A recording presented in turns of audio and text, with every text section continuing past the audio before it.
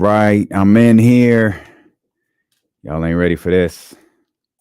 I like it. Y'all ain't. I like it. Y'all ain't ready for this. No, I like. Come That's on, big man. time. Let's get in here. Y'all ready? Y'all ready? I don't even know what it's gonna look like in these lights, baby. Let's go. Oh, let's go, baby. I like that. Let's go. I like that. I'm for that. Let's go. I'm all for that. We in here, baby.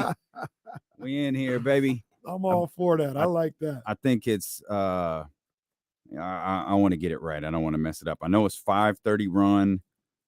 Jerome.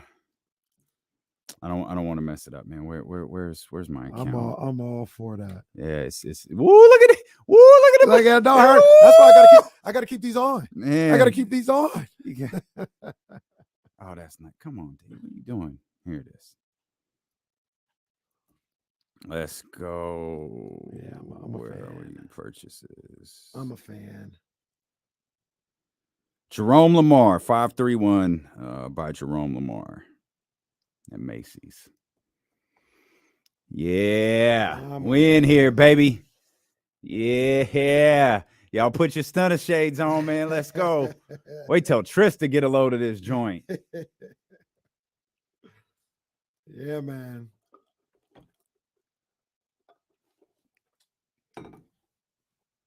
What are the Kings doing?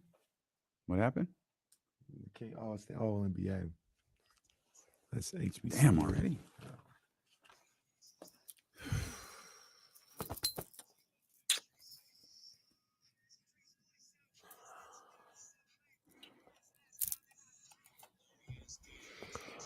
Let's go, baby. Yeah, man. We in here on this Friday, January 20th edition of D-Lo and KC.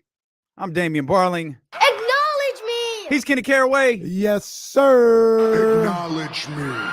And we are so happy that you are here with us, whether it's on 1320 AM, whether it's on the Odyssey app, if you're listening in your electric vehicle or your HD radio on 98.5 FM, if you're watching on youtube.com/ESPN 1320, twitch.tv/ESPN 1320, if you're checking in on Facebook Live, or you're just scrolling through your timeline on Twitter, wherever you are, we appreciate you so much for being here with us.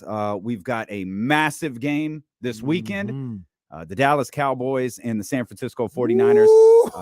We're going to talk I'm about to run through a wall right now. Well, there's speculation whether I run through a window to get this jacket to look the way that it looks. But we've also got, so Trysta's going to be with us. Kyle Matson's off at Disney World, so we're going to miss Kyle today. Okay. That just means more time with Trysta. Yeah. And James Ham will be with us. He's at Shoot Around, or wrapping up Shoot Around right now. Mm-hmm. He's not the only one wrapping up Shoot Around, by the way. Domantas Sabonis was at Shoot Around. Look who's here. Yeah. Yeah, So all right, Domantas. I assume it's just an assumption. I assume Domas is going to go, but we'll get a little bit more. Domas flu game tonight. Well, why not? We've got the broken hand game. We've got we might as well throw in the Domas flu game. So we've got all of that coming up today. Will Z is going to join us in about 20 minutes because I know, and I am too, I'm excited for Cowboys 49ers. Mm-hmm. I told you on Tuesday. I am really excited for this game tonight at the Golden One Center. It's a big game. Joel and the Philadelphia 76ers, a potential NBA Finals team, a potential NBA champion, they're here tomorrow. I'm excited for this game tonight. The Sacramento Kings and the Oklahoma City Thunder. 5 straight wins for the Sacramento Kings. 4 straight wins for the Thunder. I think it's 7 of 10. I think, yeah. If I get a little picky with it, I actually think it's 7 of 9 for get rid of that last game and make it look a little prettier. They got 7 of their last 9. They're scoring 123 points per game in this 4-game winning streak. Yo, we've got some action tonight at G1C. Indeed. Yes, indeed. It's going to be a good game, man. And these two teams playing as well as anybody in the league, Yep. outside of, I guess, Memphis and Denver. Yeah. Those two are going crazy. But these two are balling. We have it on the screen in the stream. Yep. SGA versus Fox. Let's go. That's one of them ones, as they like to say. That matchup, that's one of them ones. SGA versus Fox. That's what I like to see. Those young guys getting after it, playing at a high level, have their teams playing at a high level, and now they're going head to head. And this is what I talk about, right? With like Fox. I know it's just like kind of fan created, it's media created or whatever. It's the Kings versus the Thunder, not SGA versus Fox. Mm-hmm. But damn it is SGA versus Fox. You know what I mean? And De'Aaron usually seems like the type that's like, man, it's just about the W. It's just about the win. And, I just want to play well and whatever I need to do. If I need to score 20 or if I need to score 12, as long as we win. That's what I understand. I get it. I understand. You're not wrong. Mm-hmm.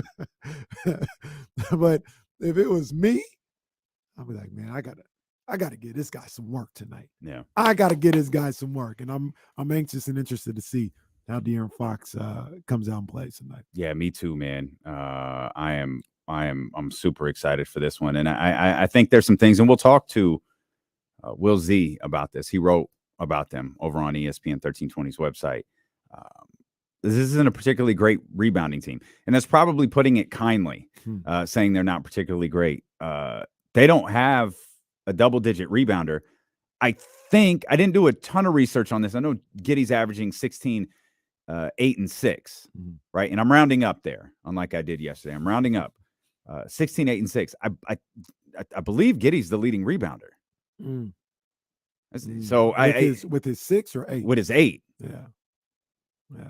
Yeah, points, rebounds, assists. Like I think he's leading the way with them with 8. They don't have a double-digit rebounder. They don't have a Domont. They haven't gotten the Mike Brown speech. Thankfully, No. they have not gotten the Mike Brown speech about rebounding. Well, the thing about OKC as well is it's almost like who was that they were playing? I think I might have been thinking about the Rockets, but it doesn't matter. When they're lighting the pants, right? And you got a guy like Sabonis, he can muscle these guys in the paint and on the boards. So the fact that they already don't rebound at a high clip, then if Sabonis is ready to play tonight, can muscle those guys inside. Lighting the pants. James Ham. Should I say trademark James Ham? That's his term. That's it. He does enjoy it. I believe the swivel in the hips and light in the pants are two of James' favorite lines. John Bull's having a one-man HBO comedy special over on the live stream. If you want to check that out, youtube.com/ESPN 1320. Kings have had a lot of exciting games this season, and I think this is going to be a really exciting game tonight. I've been looking forward to this one. I was nervous. I thought I was going to ruin the Lakers game by looking forward, which is weird. I was looking past the Lakers and looking at the Thunder. That Laker game was a trap game for this one with the Oklahoma City Thunder. That's where we're at. But when I started looking at this schedule, I was like, man, okay, I'm curious to see OKC, and then wow, they won a couple more games along the way. All right, they've got my attention. I think they're sitting at the 9th spot question mark right now. They're still at 10 right now. Okay, they're at 10. My bad. Yeah. They're at 10 with So Minnesota kind of messed up the plan yesterday. There were a couple of teams. We'll talk about it, but there were a couple of teams for coming up soon. Yeah, they didn't understand the assignment yesterday. Yeah. Shout out to the Boston Celtics. Big ups. Boston Celtics made it interesting, but they knew the assignment. Yeah. My boy Tatum. He ain't got the strap, but that's my boy. Tatum's that dude. What he finished with? When I was watching, I had to leave. When I was leaving, it was like 36 points, 19 rebounds. Did he get 20, Jesse? No, I think he finished with 34, 19, and 6. Yeah, it's funny. We all have like a different story about that game last night. Jesse was telling me the story he went through because he had date night last night. Oh, and the date was ready. Crystal was ready to roll. I had to leave with 2 minutes left in overtime. I did the same thing. She's talking to me in the car on the way there. In my mind, I'm like, what's going on with the game? What's going on with the game? What's going on with the game? I was stressing. So I shifted my attention to the closing minutes of Duke, North Carolina. No spoiler alert. But you got it on the DVR? I got it on the iPad pulling up right now. Okay, no spoiler alert, but that's where my attention went. Kenny's the only one. Like, do you hear this? This dude No, DVRs live sports, and no one else is allowed to. Wait till he comes in, guys. Had to DVR the Kings game last night. We're gonna have to talk about something else for the next 4 hours. See, you didn't let me finish. I was just joking with you, man. I ain't gonna do that to you. What happened? You It was a didn't- close game. I I went to watch it, but I didn't get a chance to finish it. But it's amazingly, it was. It was a close game. Amazingly, like how? Like Because Duke went scoreless for 8 minutes. Oh, wow. Jeez. They went scoreless for 8 minutes, but they got them. So I think they tied it. That it was tied at the half. But They pull it out. North Carolina got a little tougher, and they had some scrappers who were working, but it didn't go their way last night. So their first. We'll talk to you in a couple of weeks. Coach. I actually got a call this morning. Yeah, I get. So those are the two. So I noticed something last night, and it's weird. Even with the place Kara and I are like in our relationship, like, it's harder watching her coach than it was watching her play. Because watching her play, I knew when every game ended, no matter like whether the game went good or the game went bad, I knew she would know exactly how to make the next game better. Yeah. And coaching, she only has so much control. I know she's telling them what to do. Right. And I know that her plans work. It's just a question of, can they do it? That's what it is. That's the life of a coach. And I know it was the first time that, I think, because I have higher expectations for that team this year, it was the first time I was like, it's kind of tough watching her coach. Like, I'd rather watch her play. And so it usually goes two ways when the game doesn't go well. I don't hear from her for a month, or I get a call the next morning, and yeah, got a conversation this morning. I was in which it was thrown in right before we hung up. Hey, Trape said you was at the BET Awards. Bye. All right. Thanks, Trape. What's Trape's gonna say today? Yeah. Who Somebody knows? called Oh, you Lord. Somebody called you Diamond Dallas D-Lo. I like that jacket, though. That jacket is fly. Right there. Diamond Dallas D-Lo is funny.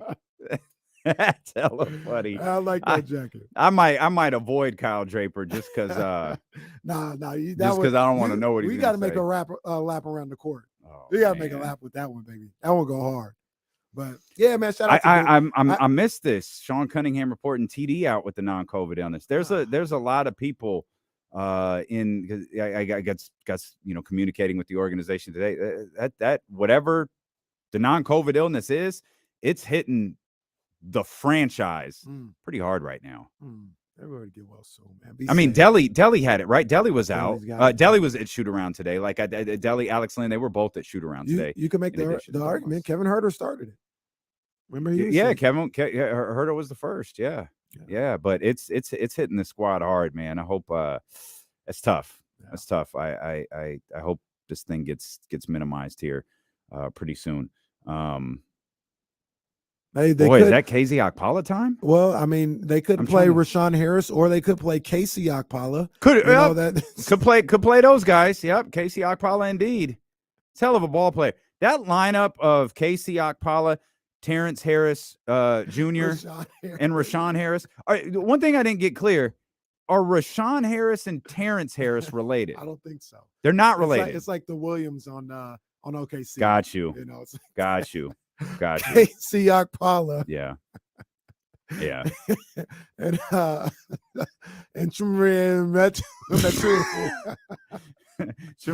Matu is ready to go.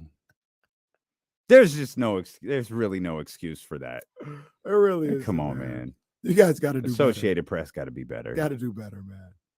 We'll step out. Let's come back. Let's talk Smith, more. You be better too. All of them. Like Davis Harris. And the truth, somebody probably fed that information to Kenny. Yeah. Who that whole crew. You got to be better. The Associated Press got to be better because they sent out the Rashawn Harris thing. That's just ridiculous. Oh, thank you, Ramsey. I forgot about Keegan Bradley.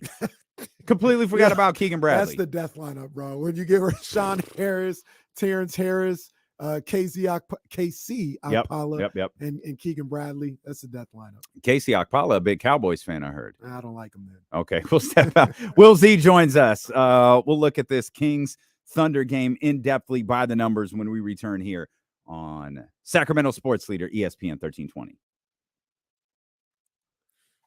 Guess what I have to do, guys? I meant to do it before I step in. But... Yeah, Wizzo, that was the Associated Press that did that. Go ahead. Yeah, notice that. Aaron Fox. Jeez, man. It's like one time, like the NBA getting Keegan wrong. There's no excuse for that. Just absolutely no excuse for that. The Sacramento Harrises. That's what it is.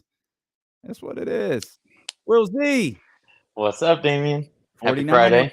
Yes, indeed. I see you, buddy. See ya. Not as fancy as yours, but I'll take it. I like that. You know. So I did see my girl Deja Kelly was hooping.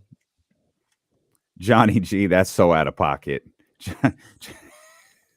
Johnny G, that's not okay. Come on. I'm not even putting Johnny G on the screen. Because the reason I'm not putting Johnny on is because I'm laughing at it, and that's not okay. Not okay. Goodness gracious. I have to go find it.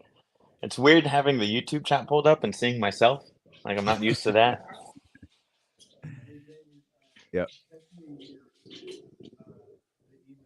Associated with Ticketmaster. Oh, okay.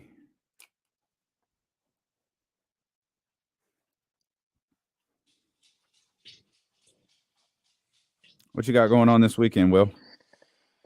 Not too much. We're painting the nursery right now, so this weekend. I was gonna ask, how's Hannah?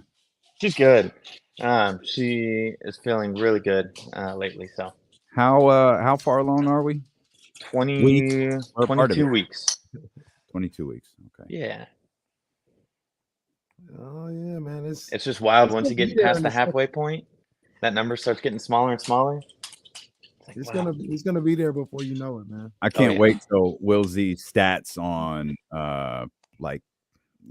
Monday the baby cries on average 3.5 hours, and I find that good stuff. So I'm gonna block Dr. David too.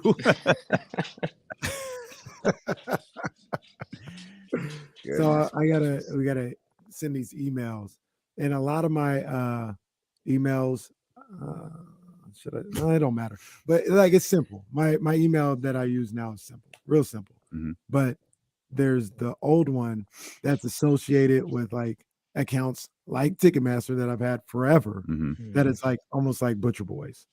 Oh God, Butcher Boy has the worst email address. Like, I think Butcher Boy sat down and was like, "How can I piss everyone off?" I got it, and he created that email address. It's K Caraway IZ05. Why? Why? Because I made the email in college. What do you think? Wasn't thinking about business at that time. It's about having a cool email. That's still not a big as obnoxious as Butcher Boys. K Caraway IZ05. 05 was my number, so I couldn't do 5. So I so much to spell out to people. Oh. I know it's a complete hassle. That's why I don't use it no more. Fair. Well, how you feel about the how you feel about the football game? I'm excited. I'm nervous, but it's like nervous excitement. The Niners just look so good. Got to get some Will Z stat, baby. That's a good call right there. Absolutely. We got time. We'll get working on that. Be awesome. But yeah, I'm excited for it, Kenny. Yeah, man. I think the Niners are gonna win. The closer we get to it, the more confident I get. This could be a fun bit. What was your cheesy email? Send them all, man. Yeah, Send all what your was emails. Oh, I know mine. I know my KSFM email. What's it? D, the number 2. Anybody want to finish it? The LO. Oh, yeah. D D to the LO at ksfm.com. Damn Oh, that's right. D amazing. to the LO.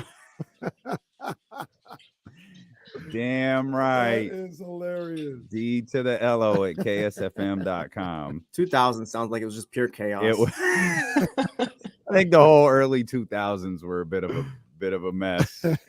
That's it. That's it. Air 239 star for Coach Molly. There you go. Oh yeah, got to get her her Jordan reps in.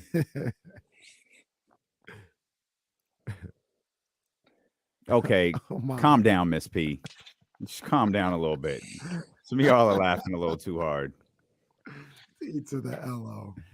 Hello. It's not Lee y'all's laws to rule the shot call. It was a. This is such a great line. Early 2000s was just a transition period of life. It was a bridge between the 90s and the 2010s. Yeah, it's like we ain't got this quite right. Oh man.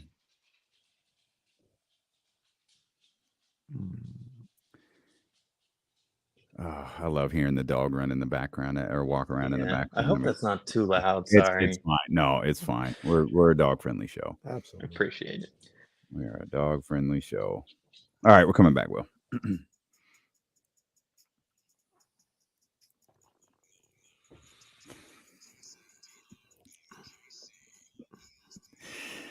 This is going to be one of those days, man. It was a fun commercial break over on youtube.com/ESPN1320. D to the LO. If y'all, we were just sharing like cheesy email addresses from the past, and it's taken off. So you can share your cheesy email with us if you're watching on Twitch or YouTube or Facebook or Twitter or whatever. Mine. It wasn't even. That was my business. That was my KSFM address. D, the number 2. The LO. D to the LO. Hey, we want to do this $25,000 deal. Can you give us our email? Oh, yeah, for sure. It's D to the LO. Yep. At ksfm.com. Hit me up, man. We'll get it done. As we welcome in our buddy Will Z, the official ESPN 1320 statistician. He previews every single Kings game by the numbers, including tonight's against Oklahoma City. Will, are you as excited for this game as I am? Because I feel like my excitement over this game is a bit irrational. So I need to know, is it just me? Are you feeling this one? Where are you at with tonight's game? I'm super excited for tonight. And like you said, I don't really know why. It just kind of has that feel to it. It's also kind of fun to look into a team for the first time since they haven't played the Thunder yet. I haven't super dug into the numbers until last night. So compared to writing about the Lakers for the 4th time, it was a nice change of pace. So I'm with you, Damian. I'm excited for tonight's game. Nah, this should be a good one, man. I'm interested, man. It's Friday night at the G1C. You got 2 good teams going down. Yeah. There's gonna be vibes all over Doco, not just in the arena, all over Doco, man. But one of the things we talked about, Will, is an advantage potentially. Looks like for the Sacramento Kings, and that's on the boards. What did you see when you were diving into OKC and their rebounding, and how does that compare against what they'll be going up against with the Kings tonight? Yeah, the rebound stood out to me. It's not that the Thunder are a terrible rebounding team. It's that they just kind of allow more rebounds than most. So the Thunder opponents are averaging 47.4 rebounds per game. That's the most in the NBA. And for the Thunder, it has a direct connection to their wins and losses. So when the Thunder out-rebound their opponents, they're 11-6. When they get out-rebounded, they're 10-16. So it's a huge distinction just looking at the rebound stat. So that's one that I'll be kind of keeping an eye on tonight and hoping that the Kings will win. It's a little touch and go if Sabonis will play or not, but I mean, if he does, he'll just gobble up all the rebounds. Is this a fair statement? And I didn't look at team stuff, Will. I looked at individuals. Mm-hmm. There's no excuse for the Kings to be out rebounded tonight. No. I mean, Josh Giddey's their leading rebounder with 8 a game. They just don't have anyone. He's a guard, small forward guard. But I mean, to have your centers not averaging more than 8 rebounds a game is something that the Kings have to take advantage of. Wow. And a lot of people asking, by the way, is if Sabonis is active. He was at shoot around today. Mhm. I don't believe he's been ruled in for tonight's game, but obviously a positive sign that he was at shoot around the team and on the court today. Absolutely. Yeah. And you know, I'll even go a step further with that, Damian. Even if he's not active, Rashawn Holmes with his activity and the way that he can rebound when he's really on, like he was the other night, I think he would also have a field day on the boards against OKC. I mean, you got Keegan Murray too, who had a Keegan Charles Barkley Murray, just getting boards everywhere. Just a little pep talk from Mike Brown before the game, and should be off and running. Another thing that you wrote about, Will, is the De'Aaron Fox matchup tonight. We had some fun at the start of the show talking about De'Aaron Fox versus SGA. That might not actually be the case, at least when it comes to Oklahoma City on the defensive end. Yeah, I wanted to look into kind of that matchup last year and how it went, and the number kind of surprised me. So Lou Dort was the main defender on Fox last year. In the 2 games that Dort played, he guarded Fox, and Fox went 2 of 14 on shots that were defended by him, which is 14.3%. So it seems like they have kind of their primary Fox defender in Dort. And will just be interesting to see if Fox can kind of rebound after Dort winning that battle last year. He's just such a good defender and lengthy. He's tall. He's 6'4". So if he's on Fox, maybe try and switch him off or run some action to get Fox going away from Dort. And if not, then see whoever SGA is guarding. Not that he's a terrible defender, but just kind of surprised me that those numbers from the matchups last year. Yeah, and he's a tough matchup for any guard. But I think back to like when I played, and De'Aaron's, you know, a little more built than I was when I played. But I know as a point guard, I used to hate guarding the guys that were physical, a little more physical than I was, and you know, they could push me around a little bit. And it'd still get buckets. You know, it don't matter who it was, I'd still get buckets. But if I had a preference, I'd rather not face those guys. Then that's kind of the that's what Lou Dort presents when he's out there. A guy that's physical, that's thick, is strong, and can move just as quick. And it's a challenging matchup for De'Aaron. And I think his game is changed a little bit within the last year or 18 months or so, where he's able to handle that. But it's going to be an interesting matchup. Oh, I thought you were going to say something. Sorry, Will. What? No, it's fine. I didn't want to interrupt, Will. I do that way too often. What are the biggest positives for Oklahoma City? They're you know, we talked about winning 4 straight. I think 7 of 9. They're averaging during this the 4-game stretch, not the 9, 123 points per game. What were you able to see that's really clicking for them right now? Yeah, what they do well is forcing turnovers. So they average 20.6 points off turnovers, which is second most in the NBA. They just like to get into opponents on the defensive end. Kenny, like you were saying, Dort, SGA has a lot of steals too. They just seems like a physical team on defense, and they kind of use that to their advantage to create fast break opportunities and get out and score some points off turnovers.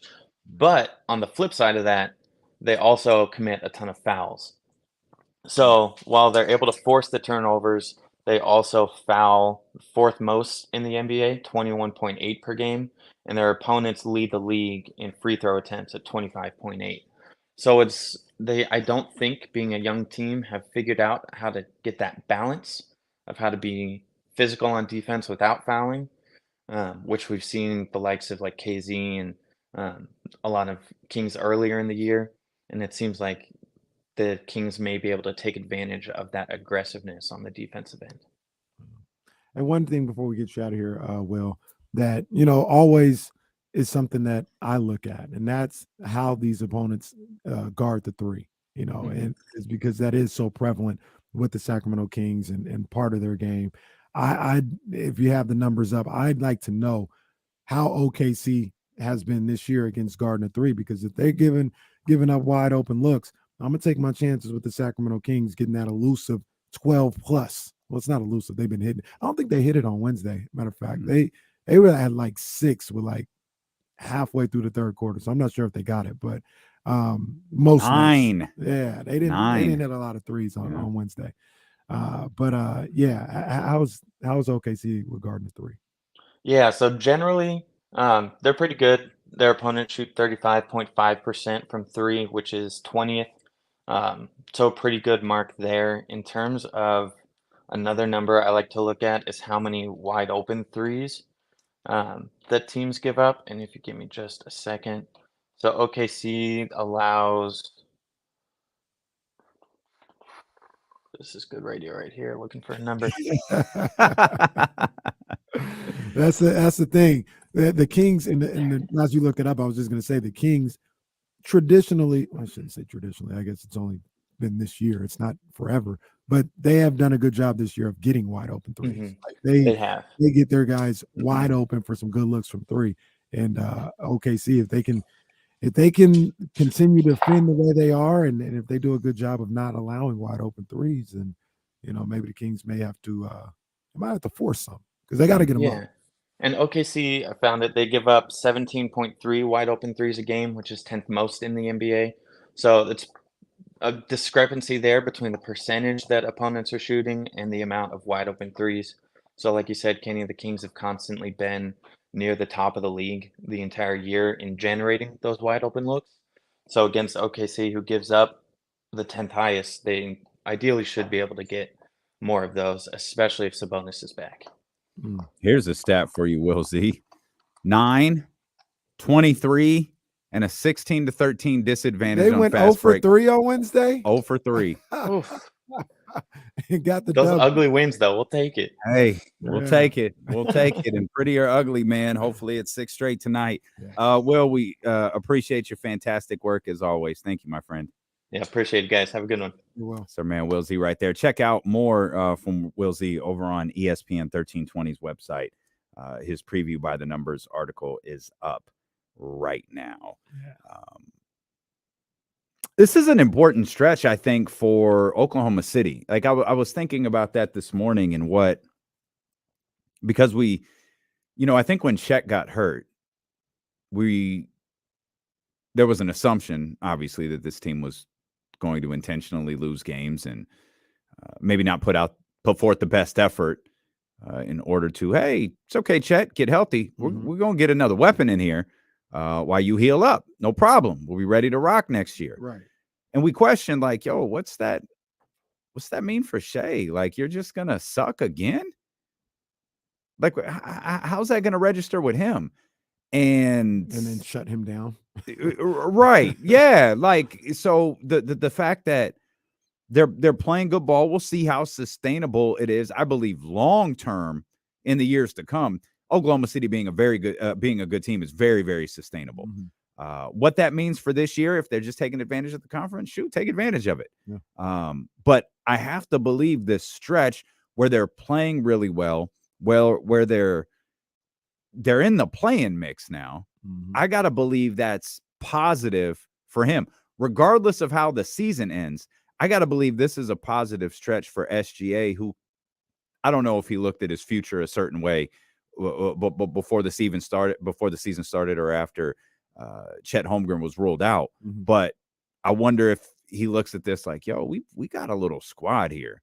Like, we've got something we can build on. We've got Chet coming in, and regardless of where we finish, we've got multiple more potential weapons coming in next year. We got a savvy general manager. Like, the future could be pretty solid for the Oklahoma City Thunder. And I got to believe, just from a mental standpoint, that's got to be positive for Shai Gilgeous-Alexander, who's going to be an all-star this year.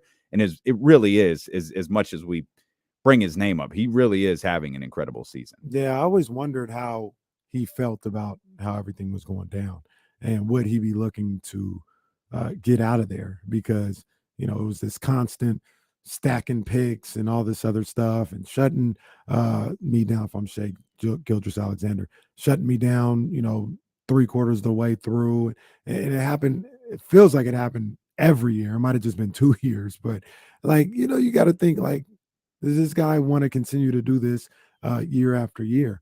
And the fact that he's been able to play, and without any type of nefarious, hey, we're gonna sit you here, because we He's got a cold. It's taking him out for 3 weeks. Yeah, he don't have to worry about that anymore. He's allowed to play, be great the way he has been, and also look at the pieces around him, and say like, man, these guys can go.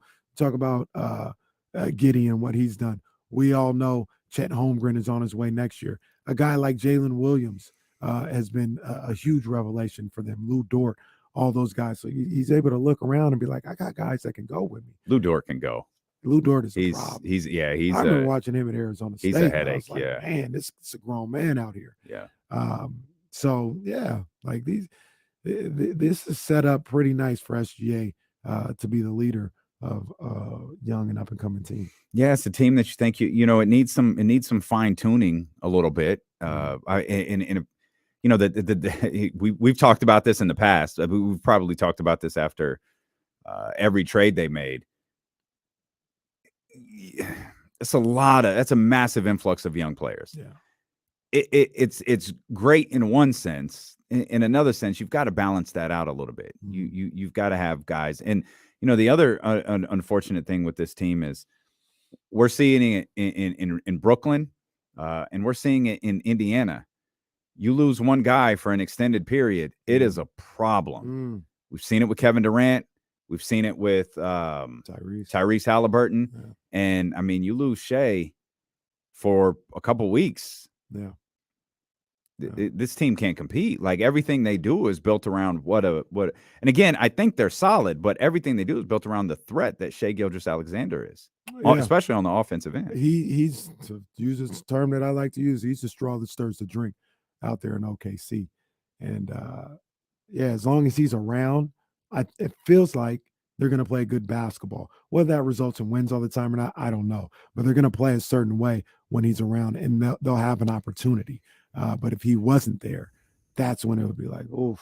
Yeah. Can Giddey, lead the ship the whole time? I don't know. But I think SGA is the guy that makes things float over there. You know what I'm concerned He's an about tonight? all-star. Yeah, absolutely. You know what I'm concerned about tonight is breaking that perimeter and Shea just living at the basket. It could be for 40 minutes. I think on the flip side, I think the Kings are going to dominate inside. Especially if I could see Sabonis that. plays. Sure. Especially if Sabonis plays. If he doesn't play, I still think they'll do a good job of that. But I'm sorry. Are you saying dominate in the inside on the offensive end? In every facet. Scoring inside, offensive rebounds, defensive rebound, one shot and out. I think they're going to dominate in the paint in every facet tonight. I hope you're right. Because Shea can go downhill. Mm-hmm. Like he could get downhill, and I mean, not like Ja does. Ja's going to get arrested at some point for some of the things that he's doing. Right. But like Shea can get down. Mm-hmm. And maybe that's just expecting the Kings perimeter defense to halt a little bit, which if Terrence is in fact out tonight, I gotta assume that's KZ Okpala minutes. I think so too. Not that Terrence, I think he was 4 or 5 minutes the other night. Mm-hmm. So it's not like there's a ton of minutes to make up for TD. Actually, he didn't even play versus LA. He had a DNP on. Yeah, it was the Spurs game where his minutes were down a little bit coming out of the starting lineup. Hey, check this out. A good comment by our guy NBA Young Cole. He said we should see a lot of Davion on Shea. I want that. Mm-hmm. Absolutely. Mm-hmm. I don't think you can do it because it's not going to be starting, but I would love to see a combination for a lot of the game of Davion and KZ on Shea a lot of the night. Then you could throw Fox on there, and let him get his minutes as well. But I would put my two best perimeter guys in KZ Okpala and Davion Mitchell on Shea Gilgeous-Alexander as much as possible. Do you do that out the jump, or do you wait to see if Shea becomes a problem? I wait. Wait. Okay. He's not going to start. Like, neither one of those two are going to start. Oh yeah. I'm sorry. That's not what I meant. I meant as soon as they come in. Yeah. Yeah. When they come in, that's your assignment. That's your assignment. Okay. Yeah. Davion or KZ, if I got them both in at the same time, I'll make the decision about where I want to go. I probably want to go Davion just for some constant pressure. But yes, whenever they're in, if he's in, that's your assignment. Absolutely. I love NBA Young Kobe so much because after you sarcastically said, hey, good little comment here from NBA Young Kobe, he immediately on youtube.com/ESPN 1320 gets back in and says, great comment, Young Kobe. The thing that I like is when like guests come in, like even James Ham or Trysta, and they read his comment, they call him Young Cobb. Oh, yeah, that's well. I feel like that's I feel like that's Ham. Happens all the time. Yeah, NBA Young Cobb. No, it's Kobe. Right there in the Abbey. It's NBA Young Kobe. But it's funny how he always sticks out in the chat. Oh yeah. Like, hey, did you notice he wasn't in the chat yesterday? I didn't. He yeah. You know why he wasn't in the chat? Well, he's a Laker guy. Well, I don't know about that, but I know Rashawn went to work. Oh yeah. Rashawn went to work, so we didn't hear from NBA Young Kobe. We don't hear from him when Rashawn go to work and when Sabonis go to work.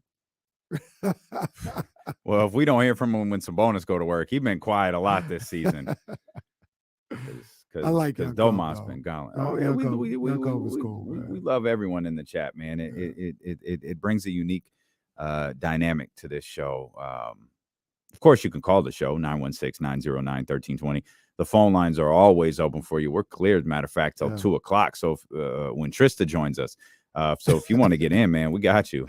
I'm laughing because one of the first times we met Young Kobe is when he said we stole Max and Marcellus's whole style. Yeah, that was wild. That was wild. You're a wild boy, man. You're a wild boy. I like Max. I like Max too. Marcellus. Yeah, I saw a video of Marcellus where he was doing a little too much talking. He's a little snaky. Yeah. Like I don't know why the dude's so thirsty. Yeah, that's exactly how the video came out. Like, you're good. He was like, yo, I'm gonna tell you all the beefs that I had. Yeah, I saw that. I did. Yeah, I was like, yo, bro, at some point, keep it in the house, bro. You're doing a lot. Yeah. That's why you ain't there no more. No one ever says, yeah, he's a little too thirsty. Yeah. You need to calm down. I agree. You need to calm down. We'll dive into some games that we saw last night. A couple of teams knew their assignments. A couple of teams didn't, as well as a big man that might be out on the market. Oh. Question mark. Without, I know you know who. We don't have to play this. You'll never guess who it is. Next here on Get Up. I'll tell you why the Buffalo Bills may be interested in this big man that's out on the market. In the NBA. Why Domantas Sabonis is the key to the San Francisco 49ers beating the Cowboys this weekend. Next. We'll get to that player. Okay. Do the Kings need the Kings need to make a small move? I purposely said small because I'm not willing to discuss Harrison, and unlike James Ham, I'm not willing to discuss Keegan Murray. Right? You can talk. I'll hear you, and I thank you for the call. Hope your family's doing wonderful. Have a good day. But we'll go something on the smaller range. Do you feel like the Kings need to make a small move? Because no disrespect to the individual we're going to bring up, I believe this is in that category of, okay, we'll see if it works. No harm, no foul. I would like this situation more than if you had to go deal for somebody. I think you got a deal for this player.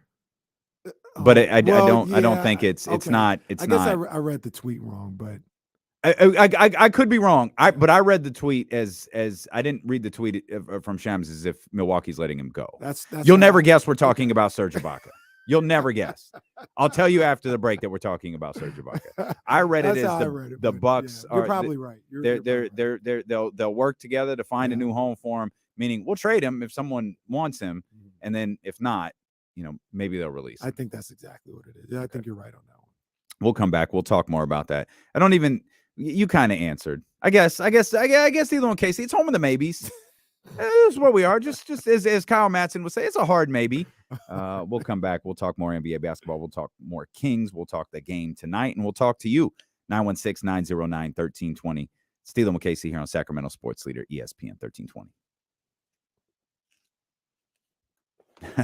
It's a good point, Ramsey. That scarf game would be tough in Sacramento. He'll get it off either way. Even though it's cold as hell right now, but in here, it ain't cold in here. It's cold. It ain't even cold outside. It was cold last night. It was cold last night. It was cold when we left. When we went downstairs, I was like, "Hey, the hell is going on here?" I went outside last night. Not outside like that. We had birthday dinner. I was like, "Damn, bro, it's cold. It's cold as hell. Let me get in this car. Turn the heater on. Let's go." Happy y'all birthday won't believe this to my soon-to-be mother-in-law, Mimi. Happy birthday, Mimi. You still trying to get to know Jasmine before you get married? Kenny's taking it slow. I tell y'all all the time, Kenny's in a hurry to do nothing. So, and Jasmine is the perfect example. Well, that's a long story. But the funny she's thing still getting to know is, you. She was like, "Yeah, I don't know. I like Kenny, but I don't know about this KC." The funny thing about it is, like, she jokes all the time, like, "Yeah, the world just doesn't want us to get married. Every time we try something, global pandemic happened. The world literally shut down, and all because Kenny and Jasmine wanted to say I do." At this point, this is real. I'm dead serious. Do you have to? Like, no, you don't. Like, y'all are together. Like, you're together. Like, I don't. It's not like you're looking. No, you've got two kids. You're pretty committed at this point. We're all. You're pretty committed to this point. I always think about that. Like, especially like in a case like yours, you guys have been together for however many, to 18 years or whatever. It's funny because like when I talk to people, like, and I'm just explaining or I tell a story or whatever. Like, we're engaged, and sometimes saying fiance just seems a little longer to say. I don't want to keep saying it, so sometimes I'll just be like my wife. Like that's what she is. That's my wife. Like, we're not technically legally married right now, but we're getting there, and we've been together forever. It's my wife. Yeah. So I always call her your wife. Like, I don't think I ever refer to Jasmine as your fiance. Yeah. So. Yeah, Kenny and his fiance just had their second kid. 12 years apart. No, it's always Kenny and his wife. Yeah, we been together for a while. I ain't going nowhere. She ain't going nowhere. So I don't know. Obviously, I'm older now and have been through some things. So it's just like, you guys are fine. They lived a little. Yeah, you guys are fine. You don't need to do this. I mean, you can, but I'm just saying, like, at this to be point, honest I'd be with you, like I like save your money, and that's what I always battle. But I like the pageantry of the wedding. I probably like it a lot more than she does. You know, I like the party, like this celebration, and I'm all for it. But as I've gotten older, and I've seen how much these things cost, it's like, and what I could do with that money, it's like, dang, do I really get that bathroom upstairs done? Rich.Ripley. Rich.Ripley. Rich, are you listening? I know you told on yourself. You said you listen in the background. Rich, Slammy, you out there, Slammy? Let's get Kenny's bathroom done. Slammy here today? I talked to her on the phone yesterday. She said she will. I don't know. I don't know. There's a lot of people here. Somebody today. Sitting in her seat the last 2 days. Well, that ain't her seat. Like, it's not her seat. Yeah, that's what she always says. See, that's why this would never work for me. Like, I couldn't do this. Like, hey, and I think it's a boss. Really? Yeah, I'd be like, hey, Justine, move. There goes Catalina. Hey, Catalina. Hi, Catalina. Is that Rich right there? That's Rich right there. What's up, Rich? I feel like Rich needs something. Rich has been staring at us for a minute. Just standing with his glass Look, of and water. now he's pointing at us.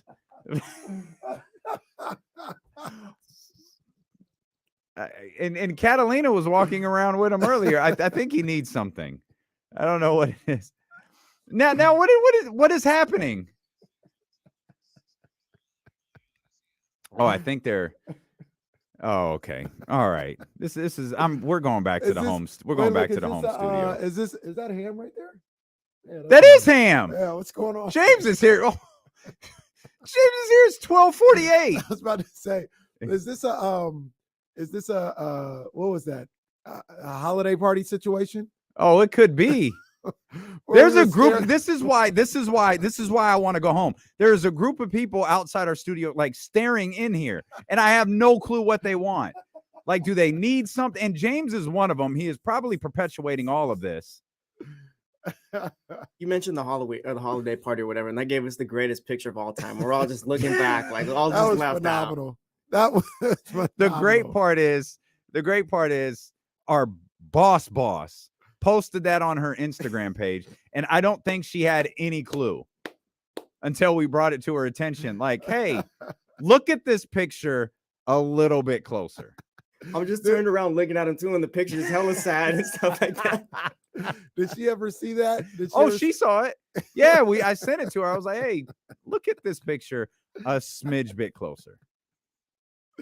Oh man, Incredible, man. Yeah, we had Rich, we had Kim, Kimberly was looking, Catalina, everybody was just looking at No, him. that's all right. Everybody got D'Lo and KC taped in front of a live studio audience, and two more people who I don't recognize just walk by. This is a weird place, dude. I have not adjusted back to the in-studio work life. I'm just not. Like, one day, me, Charlie, Jesse, and Casey, we're the only ones here. The next day, it's a freaking house party. It's a true story, man. It's a true story. The next day, it looks like my house when I'm out of town. Did you? Hey, speaking of, did you see it? Is it? I don't know if it's out, but you seen the commercials for the house party? I know we talked about it before. The new movie trailer? Yeah. I might take a look at that. Huh. I might take a look at that. I'm not gonna say I'm excited, but the way they set it up in the trailers, as opposed to when I first heard the plot, and so I was like, this is stupid. What I've seen is like, I'll give it a look. I do. give it a look. The one thing out of the okay, I'll say this clearly. I'm not going to the theater to watch it. Oh hell no. So when it if it drops on HBO Max, like, I'll watch it. Right. Like, that's fine. Yeah. I do appreciate LeBron's willingness to make fun of himself. Like they did the gimmick with the self-affirmations. Mm-hmm. It's like, you have a terrific hairline. And he's talking to himself. I can appreciate LeBron for that. Yeah. But it's still, I gotta go see this. It didn't do that. No. And if there isn't at least one kid and play run in, what are we doing? Yeah. There aren't a lot of people from the original house party that you could put in. Like Martin, Put Tisha in there. Tisha. I mean, can Pops put ain't them all around in no there. more. No, Pops ain't Well, around no Pops ain't more. around. I mean, obviously Robin Harris ain't around no more. Robin Harris, Pops. Yeah, I forgot. John Pops was in Witherspoon's. there. Yeah, he's not I with us forgot Pops was anymore. in there. But that's it. Call in the police. Pops was the neighbor, right? Bring in full force. Yeah. Yeah. Yeah. Well, I mean, and I don't want to minimize them, but those are the only two. They could have a reunion movie. They're all around. Cheryl looks like fantastic. Cheryl. That scene in the inkwell. I watched that scene so many times.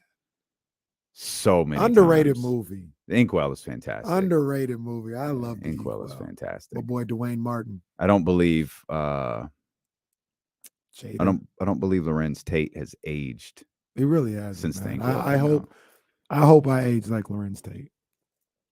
He was I know he's on Power, but he was somewhere else and he looks the exact same. I was looking at him, I was like, guy looks exact Aren't same. they doing a power on his councilman? They're giving him a whole Isn't it separate Councilman one? Tate? Yeah, Oh, yeah, isn't Councilman Tate, yeah. it? Councilman Tate. They're I giving think him they're a whole doing. separate I one? think so. That would make sense. Oh no, but I need a power. I need something from the universe to drop. Well, Is 50 there tonight? Be like, hey fam, It come I think next Sunday. what's next is Sunday? Raising, No, no, it's Force. Yeah. Okay. It's You ain't Mary even- J. Oh no, that's Power. Yeah. That's Power- Ghost. That's Ghost, Ghost. Ghost. Yeah. Mary J come back. That was a good one. That was a Yeah, good one. yeah. They killed the yeah. King's pick. They did. They killed the King's prospect. What was his name again? Zeke. Zeke. They killed Zeke. That's why 50 here. Oh, Did that's you so see funny. 50 was here when that last. first picture came out. I think it was Jason Jones who tweeted, "Oh, we really getting Zeke." Oh man, They had two separate references during the season. That's about him and the Kings. That's a reference not everyone's gonna get, but those that get it find it very, very funny. Did you see 50 was after the game? Whenever he was here, was that Friday? Yeah, it was last Friday. As he was here at the game or Houston. He went over to Tiger. And he was in Tiger. I heard like an impromptu. Not show, but he was on the mic. Yeah. That was crazy. That's good stuff. Right there. That's, I mean, hey, if you wasn't outside, if you wasn't around, 50 was the biggest. He was it. He was made. You know what I actually think is an underrated song from him at this point. Because I heard it the other day and I was like, wow, this is a smash still. Wanksta. Wanksta. Oh, that was a hit. That song is fire. To this day. To this day. Oh, don't mind me. James said, I'm available when he texts me. I'm available whenever. James, just come in and do the show with us. Hey, James loves it here, dude. He's always showing up hell early now. I do think I think James. I just think like James likes doing the show with us. Man, come on, pull up. Well, unfortunately, when James gets it, the conversation changes because James would just be sitting there staring at us like, I don't get any of these references. Yeah. What is a wanksta? What's the one that we were talking about yesterday when I was like, I don't think he would understand that. We were talking about something. I think 90% of our show James wouldn't understand. By the way, shout out. I didn't get his name because the car was coming, but shout out to the brother on the walk who stopped me. And he's a Bay Area transplant. He's a Warriors fan, but he found the show and he loves the show and listens regularly. So if you happen to be listening right now, appreciate you. We thank you. Thanks for stopping me and saying something, man. I appreciate it. Damien gets stopped all the time. Right, he gets stopped all the time. I'm thankful for the people that watch this show. Me too. They don't know me as don't much as, tell lies. Don't lie to the people listening. Like no one believes this. Come on, it's true. Why do you do this? Why do you do this? Like there'll be time we'll be walking around the arena, people will stop and talk to Kenny, and I'm just standing there like it's not true. Okay, that is not true. I'm gonna have Will send us the security tapes because it happens like 10 times a game. Look, It'll happen 5 times tonight. No. I'll be walking around and with Damien. They'll stop him. Sorority stop and talk to him, and I'm just standing. Liar! This man is a liar. Yo, that's too far. That's too far. Because that's not what happened. I'm sitting there. Whatever, dude. We ain't even gonna do that. But don't do that. Don't do that. I was begging Kendra Montgomery Block to bring back HBCU night. Oh, nothing. Kenny sends a text all of a sudden. Oh, HBCU night. Cool win tomorrow. Hey, like, wait a minute. If you're at the game tonight, stop Kenny and say hi. You could just wave to me. No, just say, hey, KC, it's good seeing you. Let me go back to talking to Damien. Literally never happened. Yeah. Only person who talks to me is Leezy. Leezy just wants some advice, so I help my man out. Shout out Leezy. Leezy always comes over to see me. Shout out Leezy. Jack will definitely be at the game tonight, man. So if you're around, man, please come over and say hello. Like even Ramsey didn't even say. He was like, hey, D's Ramsey. Ramsey like, hey, and it was like, hey, Ramsey does do that. I see Ramsey hit us with a quickness like we ain't family or nothing. Look, I really do see Ramsey a lot. I saw him at the Pro-Am Summer League. I saw Ramsey at Sac State. Yep. I saw Ramsey at the Kings game. Ramsey be everywhere. We ain't never there. You're listening to D-Lo and KC on KIFM West Sacramento 98.5 FM KRXQ HD2 Sacramento ESPN 1320. Driven by last year's Elk Grove Dodge. Always live on the free Odyssey app. You can watch the show as well on twitch.tv/ESPN 1320, youtube.com/ESPN 1320. You can watch on Facebook Live. And if you're scrolling through your timelines on Twitter, you could watch us there as well. Shout out to the Philadelphia 76ers and the Boston Celtics who knew the assignment last night. Yep. Golden State and Portland fell. I saw most of the Warriors Celtics game. I did miss some rather important pieces, keeping an eye on Duke in North Carolina, but That was one Boston had to fight to get back. Yeah, man. I mean, the Warriors struggle on the road, but they showed up like the defending champions last night for that game. Great spot, Thursday night, national TV in Boston. That was a great regular season game last night. And what would they say it was 36-19 for Tatum? 34-19.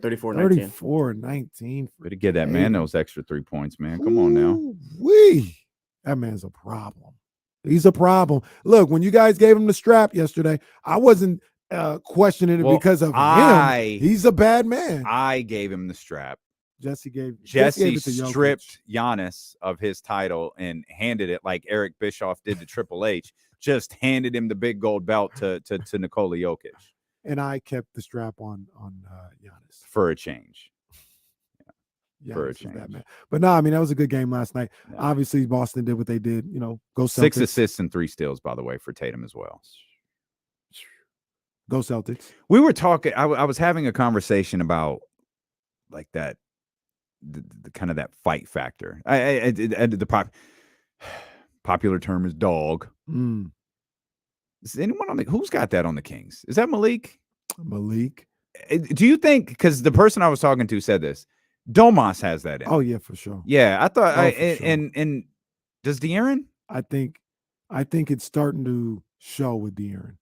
There was questions of it leading up to this year. Mm-hmm. There were questions of it. I've seen it this year. I've seen that he has it in him. Yeah, I'll give him that status. Matter of fact, yeah, he got that dog in him. Who's Malik obviously has that dog. Yeah. Davion got that dog. Who's the big dog in the yard? I'm the big dog here. No. The rest of them he a young puppy, and the rest of them young puppies. I'm the big dog here. This sounds crazy. It almost kind of goes back to our Michael Parsons discussions about gotta let everybody know the alpha and all this other stuff. I think it's De'Aaron. And De'Aaron don't really say much. He doesn't really like make this big proclamation that I'm the big dog, but he the big dog. Look, what do we always hear from Sabonis? And this is no knock on him. This doesn't lessen him. But what's the quote that he said a number of different times? He said the other day. He said, in the fourth quarter, I tell De'Aaron, what you want from me? Where you want me to go? You want me to come set a screen for you, or you want me to get out your way? It never had to be said that, hey, this is his time. Sabonis knew. Sabonis said, De'Aaron, what you want to do? It's the big dog. You know what? I don't know if we've talked about this before, but the Michael Parsons thing, that's a great analogy for De'Aaron, and it's making me look at this a little bit differently. But there's a term I hate, and I always look at people sideways when they do it. LeBron does it virtually every time he talks. Oh. And I always like, when dudes are doing interviews, right? And they're like, and tell me if I'm reading too much into this, because I might be. But when guys are like, yeah, my team really backed me up on this. My team stepped, my team really, I wasn't hitting my shots, and my team did this and my team did that. And my team really, is that extra? Like, my team, like this is my team.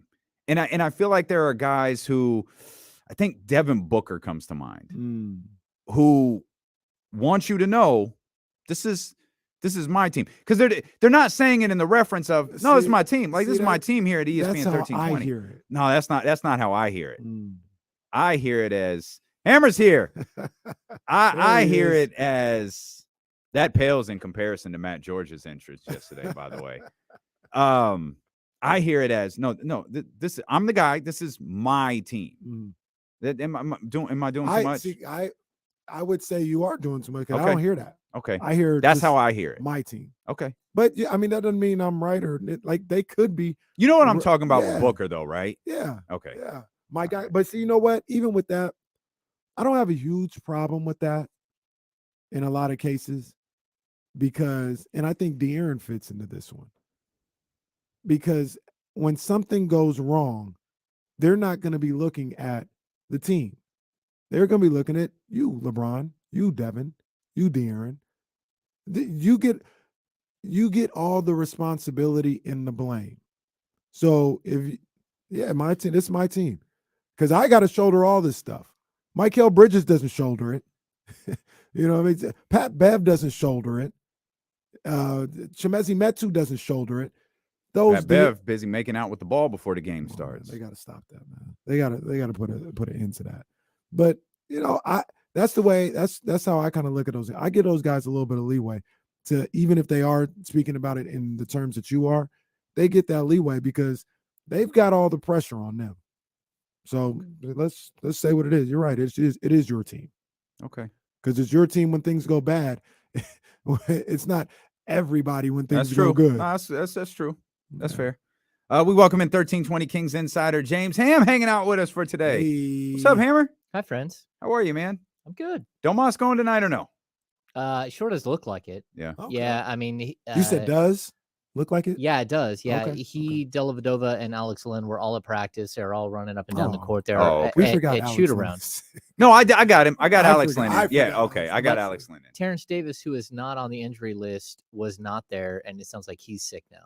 Yeah, So I think your partner on the Kings beat threw that out there earlier. Yeah, sometime. it's going around. It seems like these guys are fighting what everyone else is fighting out there, just the little flu bug, the whatever. But yeah, they've got the good medicine that gets you going real quick. Like, we don't get that stuff. Yeah. Well, I Good mean, stuff. that would be Yeah, good news. that's I mean, good. because we Yeah. talked about how interesting and how big of a game this is today. I mean, it's game 43 or something like that. But you got two teams that are playing really well, two young up and coming teams, and they're going to be OKC. They're going to bring some heat, and it's going to be a good test and good challenge for the Kings to see kind of where they're at. Are they really playing well just in general, or have they been playing against bad teams and feasting like they're supposed to? Nothing to apologize for there, but it's going to be a good test and step up in competition for the Kings tonight. Yeah, I think this is, you're always looking at the standings and looking at teams and you think, oh, they're not that good because their record's 22 and 23. It's really not the case. When you look at teams, you have to look at like the small window of what they're doing right then. Mhm. And this is a team that has, the De'Aaron Fox talked about it. They're long, they're athletic, they're physical, they play really good defense for a young team, and they've got a star, in Shea. And they've got like a really, really nice secondary piece in Josh Giddey. Mm-hmm. Like I've been a Josh Giddey fan for a long time. And Leading the team in rebounding. Yeah. 8 per game. Problem. He is Yeah. a problem. Yeah. No, I mean, he's just a really, really good player. And that's the problem that you have. I mean, but if you look at the Kings' last 5 wins versus OKC's last 5 wins, I mean, OKC's beat Philadelphia, they beat Bulls, they beat the Nets, they beat the Pacers. That's pretty impressive. I also, since you're here with us for a while today, I mean, we still got 3 hours. We're going to talk 49er football. I know you're a 49er fan. Yeah. As well, so we're going to do that. Yeah. I'm going to tell you this. You're going to be positive today. The Kings have won 5 straight. We've got what I think is going to be a phenomenal game at the Golden One Center. Yeah. Tonight. Yeah. You are going to be positive today. That's fine. Okay. I just like to be realistic. Like, no, positive, we're throwing realistic. realism. We're throwing all of these. We talk about the number 3 team in the West. We talked about this before. Like, what were they going to do over the 9-game stretch? And right now, this is that moment where 7-2 versus 6-3, and man, they get to 7-2 on that stretch. You took care of business. You did exactly what you had to do, and 6-3 is still really good. So, like, And how much is tomorrow's game? Like when you talk about that, how much is tomorrow's game like in the back of your head, knowing you got Oklahoma City tonight? It's the first night. You got it back to back, and it's Philadelphia. Well, that and you got Memphis on Monday in the third game. It appears is never losing again. Yeah, that's the third game in 4 nights. Although Memphis will be coming off a back-to-back. So yeah, You know who they have Sunday? You know what? I don't. It's all right. We can pull it up. It's Yeah, fine. I got it too. I can look really quick, but yeah, I mean, you got to take care of business at home. This team somehow has the best road record in the Western Conference, or they did as of That's crazy. as a Wednesday That's night. nuts. Yeah, they're the only team that I could see that was 2 games over 500 in the West. Still on the road. are. Yep, still are. Uh, Denver and Memphis are both 11-10. Yeah, that's just absolutely crazy to think that the Kings have the best road record and that they don't have the best home record, because this home crowd has been crazy. I mean, Well, those home records are ridiculous right now. It's like 21-3 for Denver and Memphis right now. yeah, but that's what the Kings used to be like at home. I mean, they used to be able to dominate at home. And so if you want to be that team, the next logical step for this team is to take care of home court like that, to be a team that, that's that many games over. I was talking to my son yesterday about this, and like, if the Kings went out, like, do we have this conversation? If the Kings went out right now, they would finish with twice as many wins as the Golden State, twice as many losses as the Golden State Warriors team that went 73-9. That's crazy. Is that crazy to think about? If That they is win nuts. every game from here on out, they would still have twice as many losses as the Warriors did that one season. That's a trip. That's funny. Yeah. Wow. Phoenix and Memphis on Sunday. Oh, okay. Yeah. So, well, Phoenix with a win last night over Brooklyn. yeah, Brooklyn didn't understand the assignment. Brooklyn is just Bad Brooklyn. job by them. They're lost. Well, Brooklyn and Indiana are in really bad shape Yeah. with their two top guys. Brooklyn, out. like Robin Thicke, lost without you. Yeah, it's no Mhm. good. It's no good. Yeah. I think I read they had the worst offensive efficiency in the league since Kevin Ooh. Durant went out. And I know Brooklyn hasn't won a game since KD went out. Has Indiana won a game since Tyrese went out? I don't think so. Because I know they've lost 5 straight, but I don't know if the math computes. I know Tyrese made his daily appearance on the JJ Redick podcast. He was on again? Yeah. Oh, yeah. He he- said he's hoping to be back at the very start of February. I hope so. Yeah, Tyrese went out in the Charlotte game, I believe, and that is the last game that they won. Mm. I think did they play the Knicks after that? Because I think he got hurt in the Knicks game. Oh, you're right. He did play that. He played in the Knicks game. They lost the Knicks game. He played 27 minutes in that game. But Yeah, I mean, it's too bad. to your point, I mean, Yeah. These guys with one of their stars going down, it's been a death blow. So Yeah, far. I mean, you're still looking at like how many games is Indiana going to play in the next 12, 14 days at best? Mhm. And Yeah. where are they? Because Mhm. they've, again, 5 straight losses for them is they were 5 games over 500 or close to it. Mhm. Now they're back in the 500 range and they're slipping. They got to kind of figure out a way to fix things. Brooklyn was the hottest team in the league. Yeah. And then KD goes out, I and think now all of they a sudden, got up to as far as number 2 in the East. Mhm. Yeah, they had won at one point. Was it 12 straight? 12 straight, yeah. No. Yeah. So Indiana before February 1st has Denver, at Phoenix, at home against the Bulls, at Orlando against the Bucks, and at Grizzlies. Mm. So what? Maybe 2 games that they could potentially win in that group. Yeah. Yeah, it's tough. Yeah, they're gonna have to have somebody step up there and get some things done. Yeah. Philly knew the assignment as well. Philly beat Portland. Good job. We're watching standings every day, James. Every Who he single root day. for? We're watching every day. We're picking teams to root for. And last night it was easy because I think it was all Yeah, East versus West. yeah. So those are easy. But we're also of the mindset if Denver and Memphis are playing somebody, they might as well be Eastern Conference teams Yeah, go too. ahead. Because we're gonna root for them every time. They're so far ahead. Just beat up the Portlands and the the Phoenixes and the LAs. You can beat up both LAs if you want to. Yeah, do what you do. If someone wants to knock around Dallas for a couple of weeks, I'll take that. But those are the teams we're always rooting against. We got some situations tonight too. Okay. Are we doing who he root for right now? Well, we could hit the pause button on who he root for. Like, yeah, we'll tuck that away later. James Ham's going to hang out with us all day. Trysta Krick's going to be with us at the top of the 2:00 hour. We've got a massive divisional matchup this week between the San Francisco 49ers and the Dallas Cowboys. We'll talk about that when we return here on Sacramento Sports Leader. Steel OKC, James Ham here on ESPN 1320.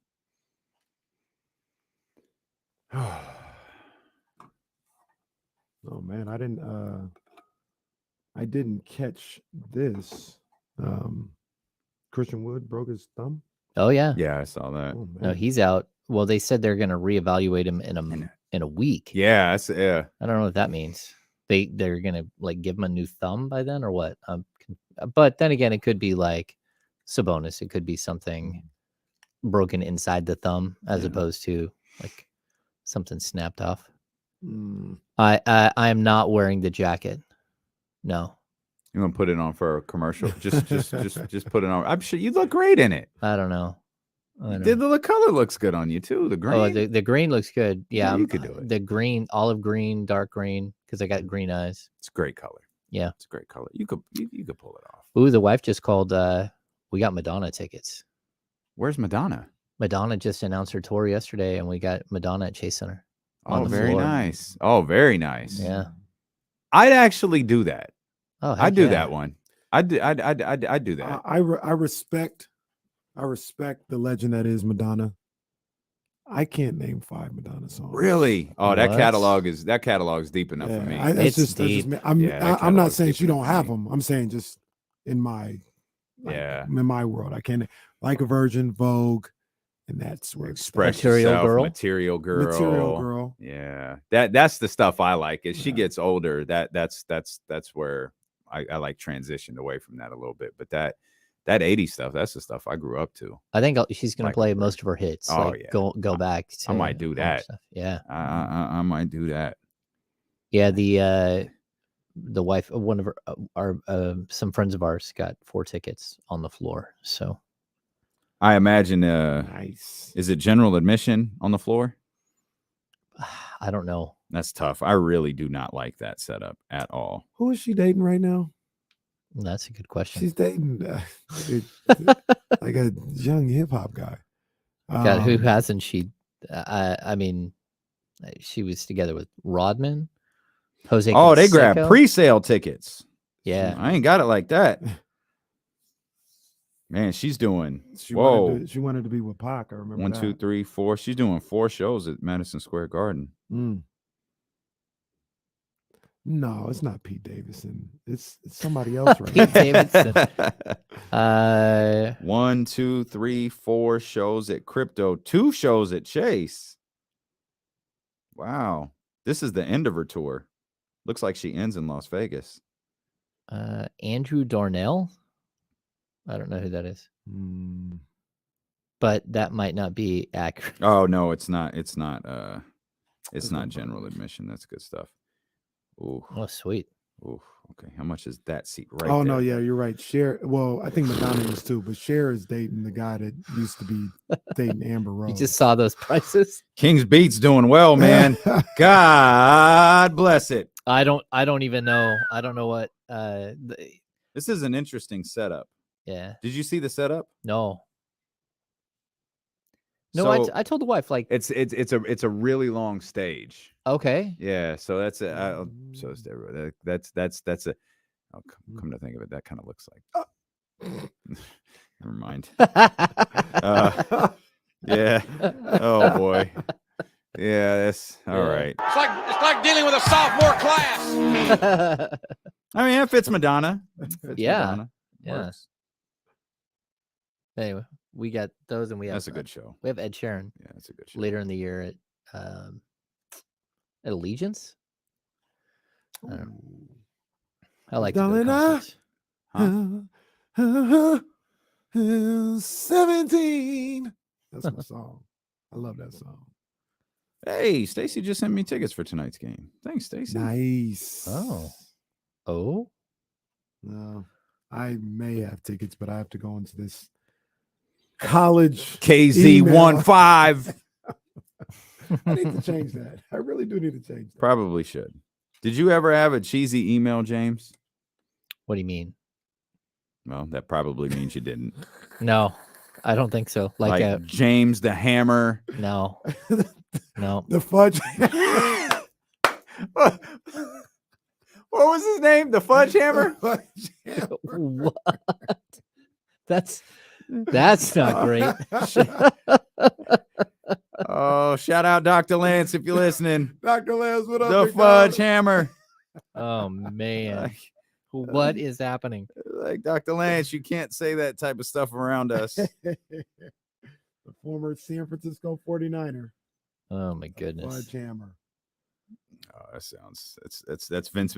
You know Vince McMahon's taking over WWE Creative when the Fudge Hammer debuts at the Royal Rumble. Oh man.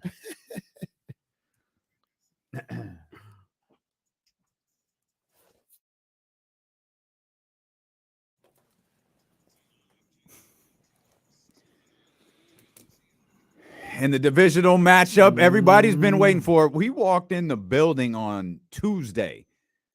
First, 3-4 calls we got, 916-909-1320.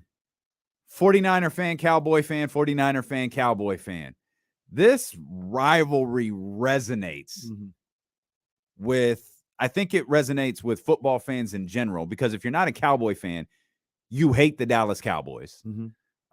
If you're not a 49er fan, you're just rooting against the Dallas Cowboys. So this is the main event this weekend. The Dallas Cowboys and the San Francisco 49ers. Well, let's go back, because I want to talk about this weekend, but let's go back into why it is. I mean, think about what happened in the 90s. Just think about what happened. NFC Championship game, Cowboys 49ers. NFC Championship game, Cowboys 49ers.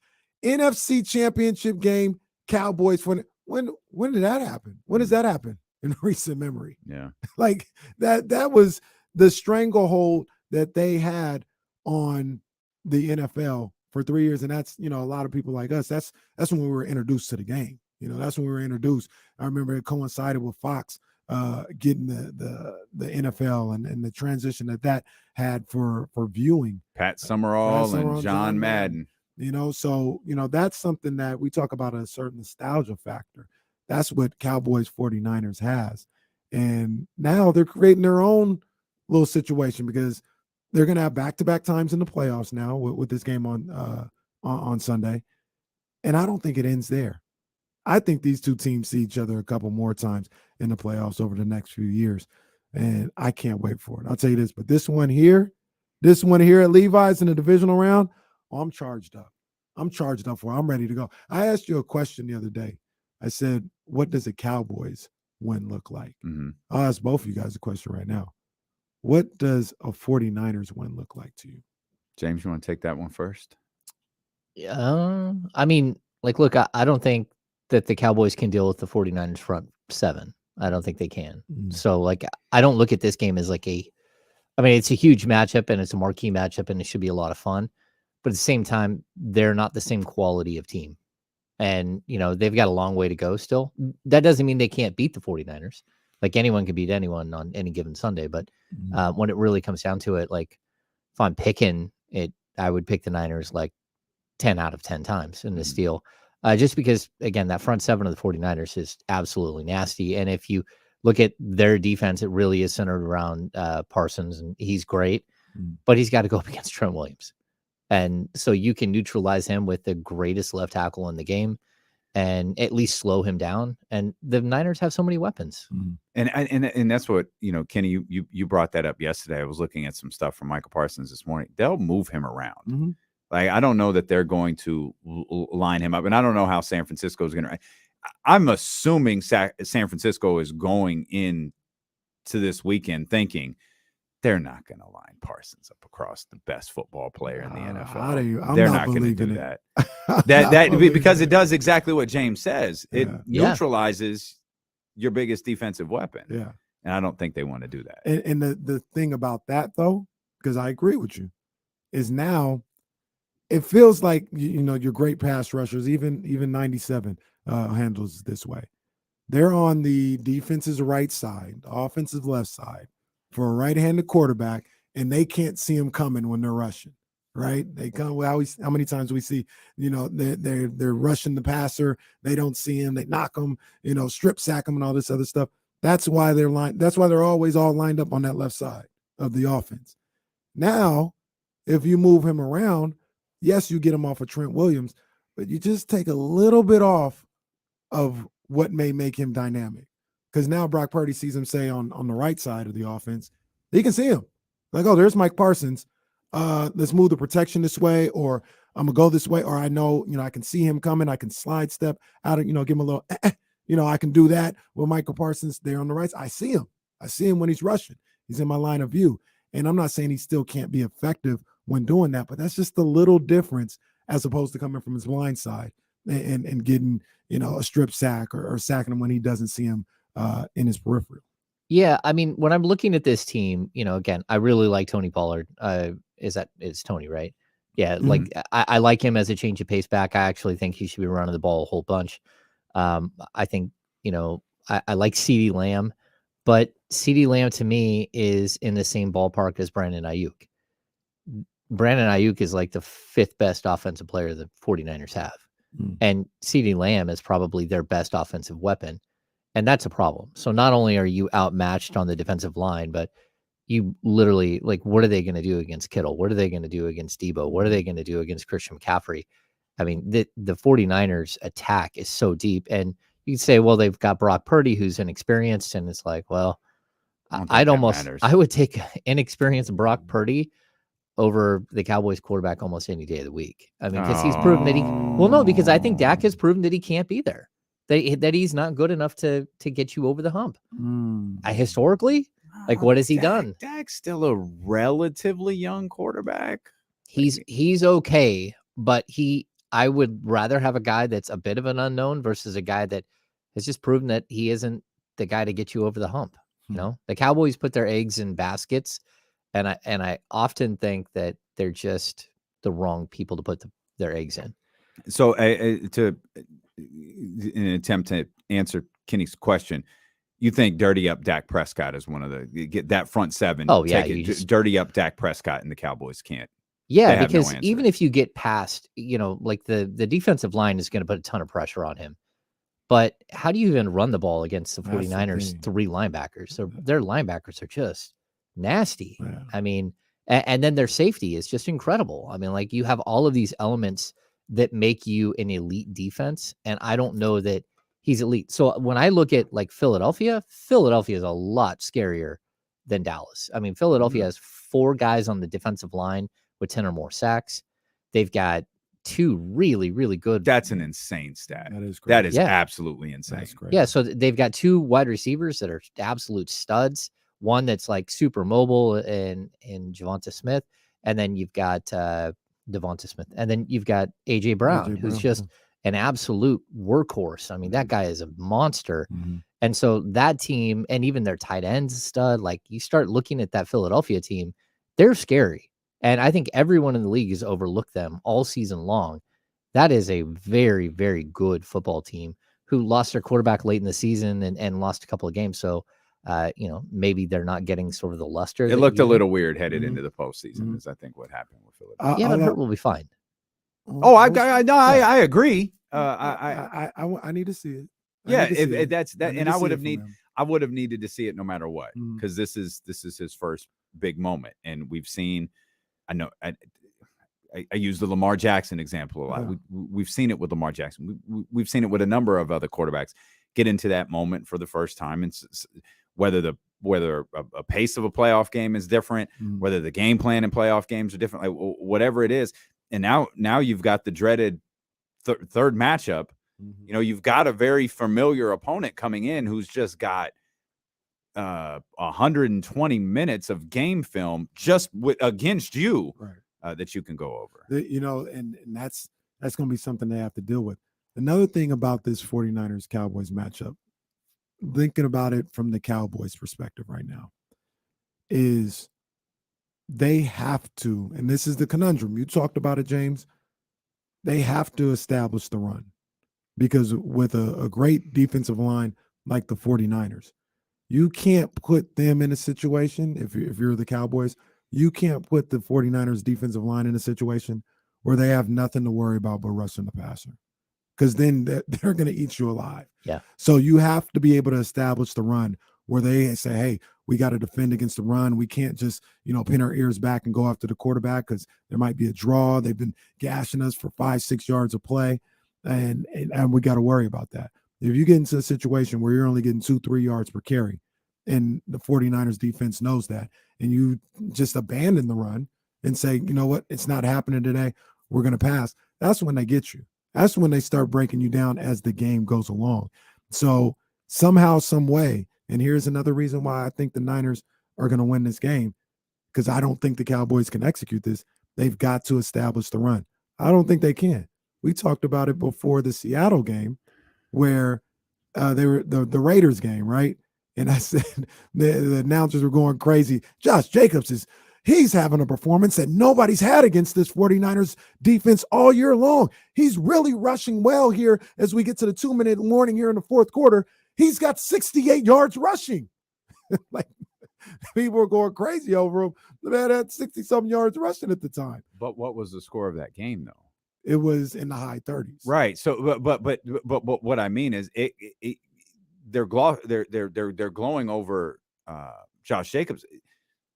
That's what kept the Raiders in the game. It did, but it wasn't enough. No, it wasn't. Because and not just the score that they won or whatever. He couldn't establish it enough where the Raiders could hold on to what they were doing. They eventually had to start passing, and what happened? They got to him. They got to him twice. They got to him in the fourth for a pick, and then Nick Bosa in overtime got to him. Like, if you can't, like, the answer to that would have been Josh Jacobs needs to have probably 98 yards rushing, and in that overtime and in the fourth quarter, they need to be feeding Josh Jacobs because the Niners can't stop him. They couldn't do that. They had to have Stidham drop back and pass. The defensive line start pinning their ears back, and they eventually got to him. That's the whole point of all this. If you can't keep them off balance with the run, they will get to you eventually. They got the Geno. You don't think Pollard can do that? My answer would be no. I don't think so. I think Pollard can. You know who I think can't? Zeke. Yeah. But here's the Mike McCarthy. Oh, I don't think Mike McCarthy would be that patient. Well, and that's the whole thing with Dak. This is kind of what we talk about with the Raiders and the league in general. Nobody outside of Kyle Shanahan is really patient enough to stay with the run. They always feel like they got to throw. And you got a $40 million quarterback back there, $40 million a year quarterback. You didn't pay him $40 million to hand it off. You better let him get his 25 to 30 passing attempts. You ain't even handing it off to the guy you gave $20 million to. You're handing it off to the guy who makes $100,000. Right. Yeah. But, and that's where I disagree. I don't think they can do it against this defense. It's too fast. It's too fast. The way that you beat this defense is straight up the middle. Tony Pollard is more of a explosive on the edges, on the boundary type runner. Linebacking core is too fast for that. I think it's at the end of the day, the more I've thought about this, it's not the best matchup for the Cowboys. No, I mean, and that's the Niners have given up yards here and there, but that was without Armstead. And now you're getting healthy at the perfect time. I mean, we talk about a team that's a good note right there. You think it's like it's one of the most healthy teams that you've ever seen, except for the fact that they've lost their starting quarterback and their backup quarterback. Technicalities. Yeah, those are technicalities. But yeah, I mean, it's at least for Kyle Shanahan, those really deep team. I mean, the Niners are really deep. Even the defensive line, they just keep throwing guys out there. You're like, man, where'd that guy come from? And Ken Law's healthy, and you know, like Willis has been impactful, and you know, they keep producing these incredible defensive front line players, which it's easier when you have Bosa because so much attention goes to him, and teams are double teaming him or they're scheming to slow him, and it opens things up for the other guys. If they can get Armstead to really like be fresh and step up and have like a major impact, I don't think that they're beatable. At least not in the NFC. So we've mentioned Bosa, Parsons, a variety of different players here. Who's the most important player in this game for the San Francisco 49ers? Christian McCaffrey / Debo. No. All right, Christian McCaffrey. Because if the Cowboys can't stop the run, they have no shot. I think it's Brock Purdy. Why is it? Okay, I want you to elaborate. Why do you think it's Brock Purdy? Because he just can't make the mistake that cost you the game. See, that's the thing that's keeping me away from saying the most important player for the San Francisco 49ers is Brock Purdy, because I don't think he's going to. And the reason I don't think he's going to is because I don't think Kyle's going to put him in a position to where Brock Purdy's mistakes cost the San Francisco 49ers the game. Kyle, but you're not dynamic if you don't. If you don't let him be himself, then it takes away Kittle. It takes away Debo. It takes away Ayuk. But I'd argue him making mistakes isn't himself. Yeah. Him making mistakes would be either the Cowboys get to him Mm-hmm. or he's getting caught up in the moment, which is no one's going to fault him for that. He wasn't even playing 10 weeks ago. Yeah. And now he's playing in the divisional matchup against the Dallas Cowboys. But I think Kyle will find a way to, okay, hey, all right, kid, calm down. Mm-hmm. We're going to go to Christian McCaffrey. Mm-hmm. And you have been adamant all week that everything the 49ers do should be built around the run game. Everything should be, and it is. If you can't, that's that. And Christian McCaffrey is the running back, so that's why I put the focal point on him. But it's the running game, right? If Christian McCaffrey runs for 119 like he did last week, Cowboys are losing, and it's not really even going to be close, because that what you just talked about is what happened in the wild card game. Brock Purdy was a little shaky, had some nerves, understandably so. And what they do coming out of the half, next 9 of the next 10 plays were run plays. Mm-hmm. They ran it down the throat of the Seahawks, got control of that game. That settled the game down. It settled Brock down, because then Brock had and by 2 the way, incompletions in the second half. How many times have we seen that exact same strategy with Jimmy Garoppolo under center? Mm-hmm. Mm-hmm. Where Jimmy looks a certain way at a certain time of the game, and Kyle goes, all right, Mm-hmm. all right, we're going to go in a different direction. Yeah. Settle, get the game in our place, and then we'll get Jimmy Garoppolo going. And the difference between Kyle Shanahan and other coaches, because I think a lot of people say, oh, establish the run. Kyle is committed to establishing the run. Like he's not what we always talk about in the NBA, like don't overreact to, if your strategy is we're going to make this team shoot threes, don't overreact when they hit 4 out of 6 to start the game. Like you stay committed to the game plan. Kyle doesn't overreact to a drive where they didn't run the ball well, or 2 drive. He's going to continue to run the football. He's going to get to you at some point. That's his mentality. And that's it. Them running the ball, it just sets up everything, because now he gets deadly in the play action, and he gets deadly in the misdirection. You get Debo involved, and this is when, like I said earlier in the week, this is when Micah Parsons' head's going to be spinning. This is when those linebackers' heads are going to be spinning, because they don't know where the ball's coming. They don't know what the direction of the pass, all this other stuff.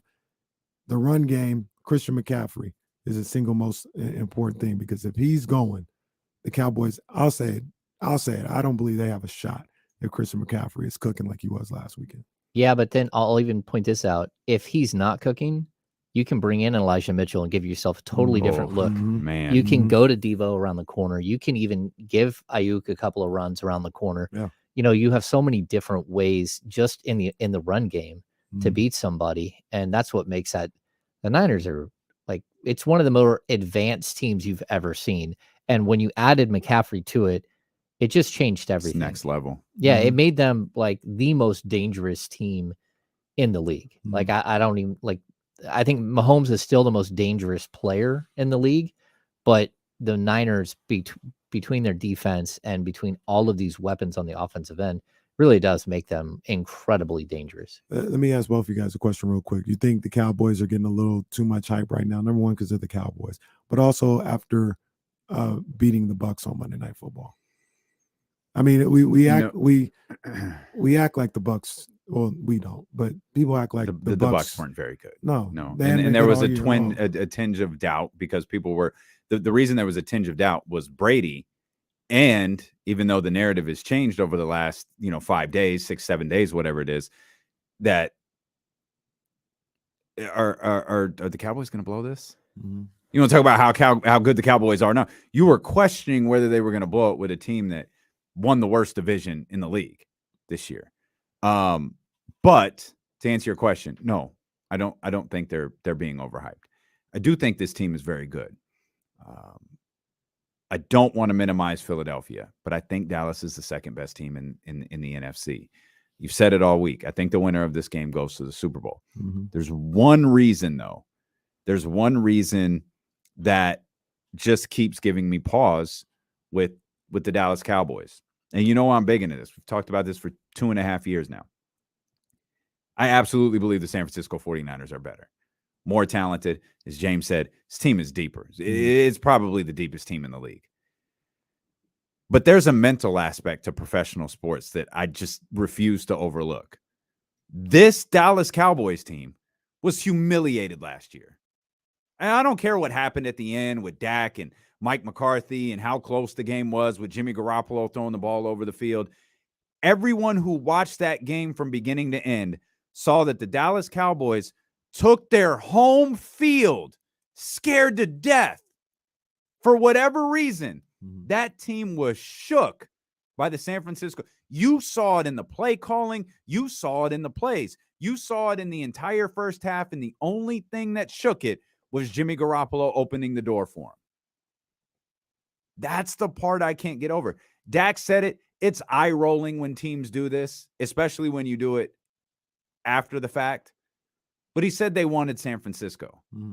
I absolutely believe it. And I don't think this dates back to the wild card matchups last week. I think this goes back 5, 6, 7 weeks ago, where they saw where they were, they saw where the 49ers were, and they knew we have to shake what we did last year. We have to get over what we did last year. That's a small component of the game, a very small component of the game. But for me, that's the first component of the game. You'll see it in their eyes. If they take the field looking like they looked last year with Debo coming out with a bump box and the whole team grooving out of the locker room and the Dallas Cowboys just walking out like, oh God, what's going on here? Game's over. But that's the first aspect. And that's just the one thing about this game that I can't shake. The other thing, I think higher of Dak Prescott than both of you do. And I know this wasn't Dak's finest year, and I don't believe Dak is on that Kenny Caraway, Russell Wilson decline. But I think he's a better quarterback than we saw most of this year. I think he's a quarterback closer to what we saw against the Tampa Bay Buccaneers than what we saw at any point this season. I think Dak can replicate that performance that he had last week. But I don't know if a single aspect of the Dallas Cowboys offense will be enough. Well, here's the thing, though. What you're worried about with, somebody looking at, Debo and those guys are ready and the Cowboys looking shook, I can guarantee you that's not going to be the case. The Cowboys are going to have all the bravado in the world. Yeah. That's not going to happen this year. It's not. And to a certain degree, they're going to be too caught up in what happened last time they played. They're going to be too caught up in that. And we talked about it earlier in the week. Cowboys are like, no, we ain't the punks no more. We ready for this. Niners are like, this is what we do. This is what we do. I don't think the Cowboys are ready to beat the team like the 49ers yet. And that's where I say this thing is could be a couple years down the road. I think I disagree with that. I don't think they're ready to. That doesn't mean they can't. Obviously, they can. But I don't think emotionally they're ready to beat a team like the 49ers. And then personnel-wise, I just don't think they're physical enough. Personnel-wise, I have far greater concerns about their personnel, which I think the team is loaded, by the way. I think the Dallas Cowboys are loaded. I think they're loaded in certain aspects. They've got a good quarterback, got a good running game. They've got one good receiver. Their offensive line is cool. Their defensive line is cool. After that, they're not loaded no more. You got linebackers. You got your whole secondary that are playmakers, but they're not really physical. Like, I could see Brandon Ayuk just trucking Tavon Diggs all day long in a blocking game. No, blocking game. I don't think so. You don't want to tackle. You don't want to tackle. How you gonna beat the 49ers when you got guys on that defense that don't want to tackle? Kyle will find you and he will run right at you. That's what I mean when I say they're not ready personnel-wise to beat the 49ers, in my opinion. I don't know if they're ready or not.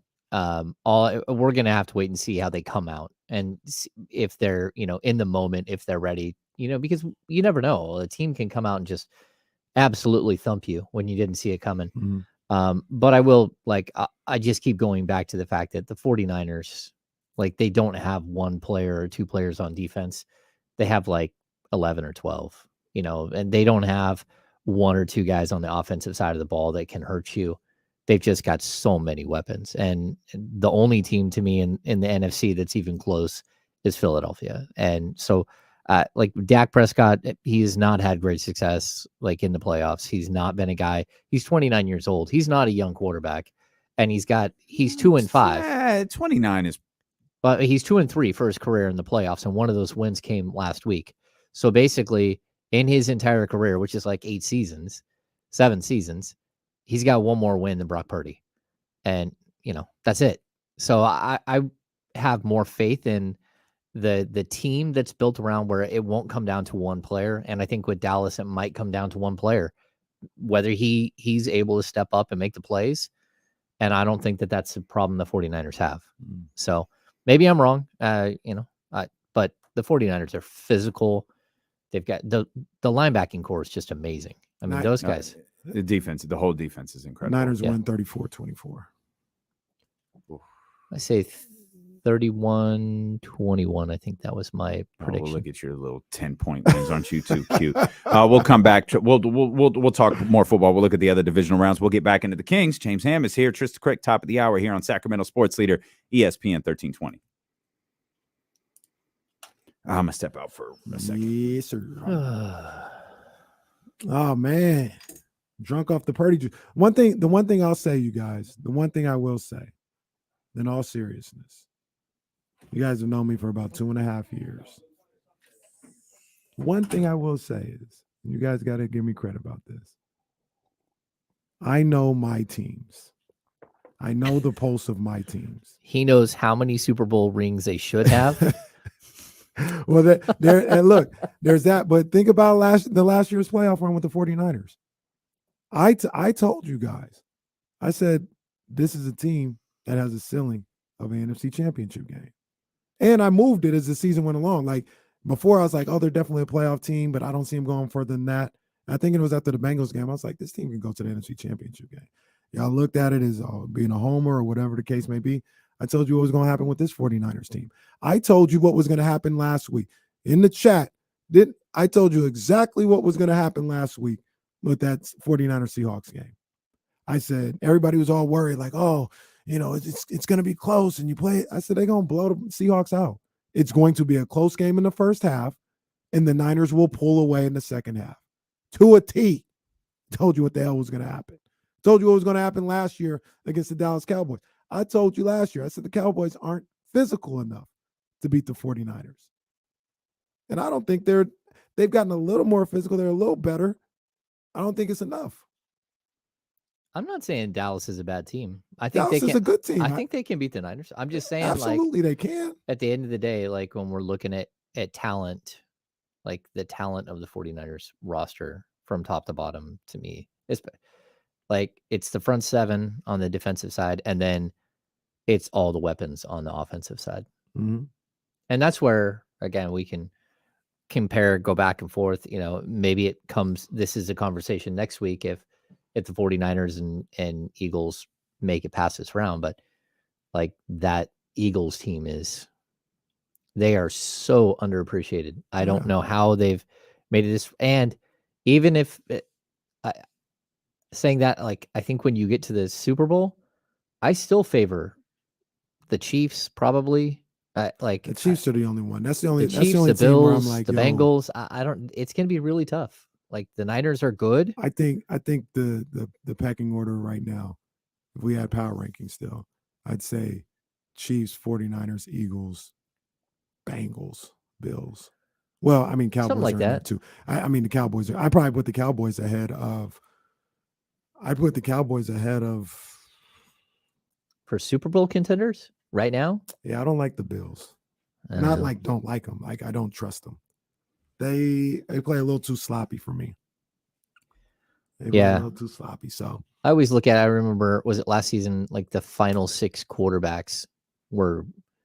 It's like Tom Brady, Aaron Rodgers, and Mahomes, Burrow, Josh Allen, and then you got like Jimmy Garoppolo and Ryan Tannehill. Like, oh no, like one. And that's where I look at this Niners team, and they're not a quarterback centric team. Mm-hmm. This is a gnarly defense and a great run game, and then incredible specialty players. Yeah, they got weapons. Like you said though, James, and I agree with it. Well, obviously I feel this way. I said this is the NFC Championship game to a certain degree. Cowboys are good. Cowboys are a good team. They got talent. I just think the Niners got more. We are minimizing the Eagles and Giants so much. It's ridiculous. I'm not minimizing the Eagles. It's the Giants that I probably would minimize. Yeah. And then they just, came out and did things Hey, you good didn't for them. expect. If the Yeah, Cowboys play the Eagles in the NFC Championship game, they'll beat them. I think either one of these two teams. I think so. I mean, okay.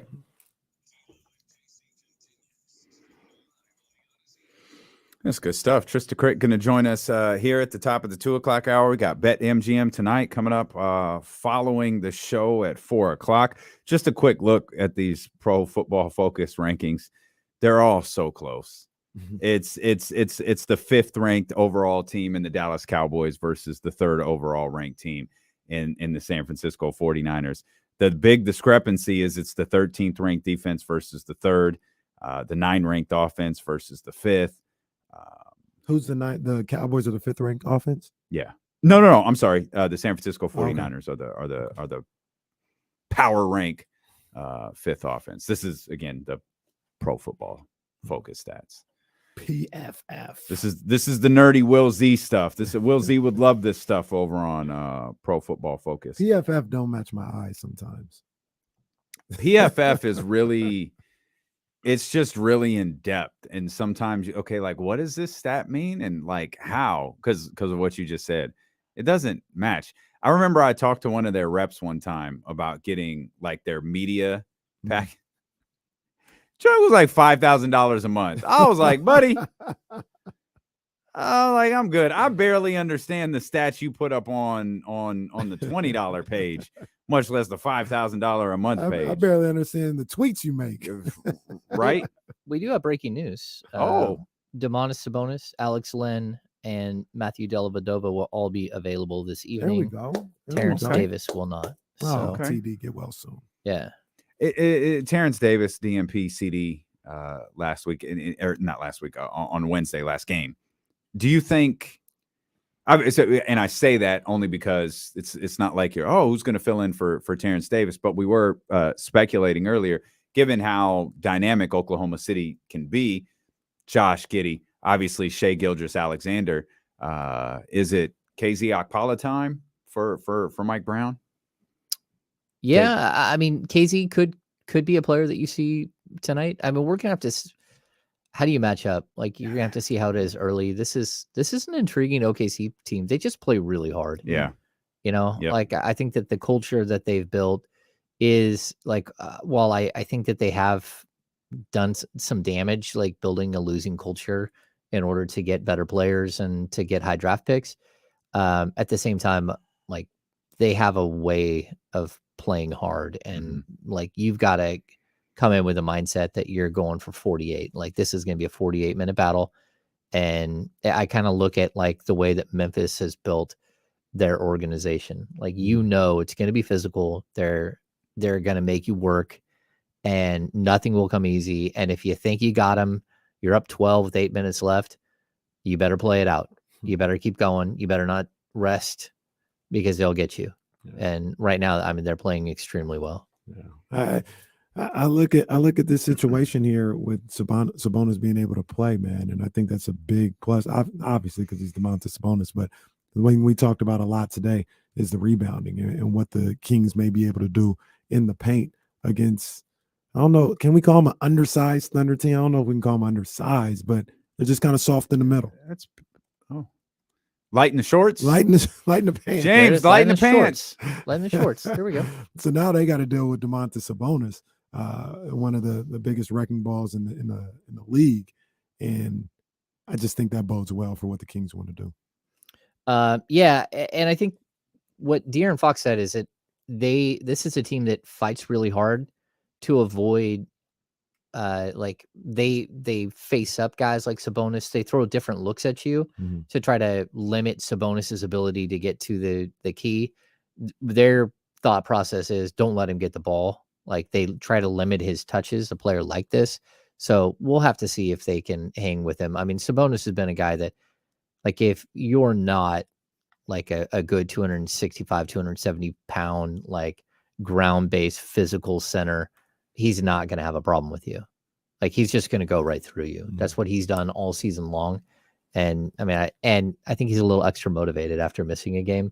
Mhm. You know, he's not a guy that likes to miss games. And, you know, he might even be coming back. You know, you give a guy like this a couple of days off, and while he's sick, that doesn't mean his body's not resting up.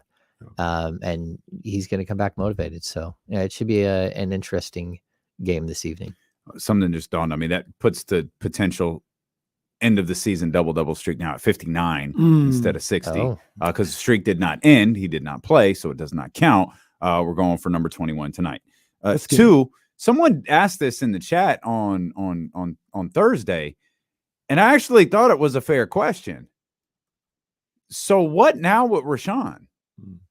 Rashawn has that big performance, double, you know, emotional in the, you know, or at least that's how I took it. I know he was gassed. I think my guy was a little bit emotional. I think he acknowledged that too. He said, I'm getting emotional right now. Or I mean, some would even say, I get emotional about this. I'm about to cry. Hey, nothing wrong with that. That was a big moment for Rashawn. But like, what now? I thought the post game with him was so intriguing because it was twice, although one of them was like 20 seconds. I don't know what's going on. Well, I know what's going on. There aren't people asking questions, but I thought Rashawn, he's so raw and honest about it. Like, he understands that he's not Domantas Sabonis and that no one else in the league is Domantas Sabonis. And it's so difficult to replace that. And I think he fully understands, like, look, it's not about me being a bad player. It's about the team has just gone a different direction, not only with my position, but with this style of play. And I don't play that style.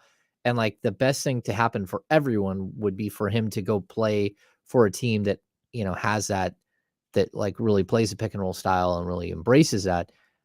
What that means for him right now, though, I don't know. Like, I talk to Rashawn like all the time. I don't have long conversations with him. I've actually even had a conversation with him and said, hey, you know, we don't bug you like in the locker room when you're here, or I don't bug you when you're in the locker room. Is very specific. Like, you're not playing, and I don't want to like sit here and mess with you about the fact you're not playing. Like, you'll figure that side out. And then if we come back to the situation where you're playing a bunch and we're interviewing you a bunch, you know, our like discussions will change. But, you know, and he's like very respectful. We have a very good like back and forth. And, you know, I think it's a good moment for him, but at the same time, I don't think it means anything different.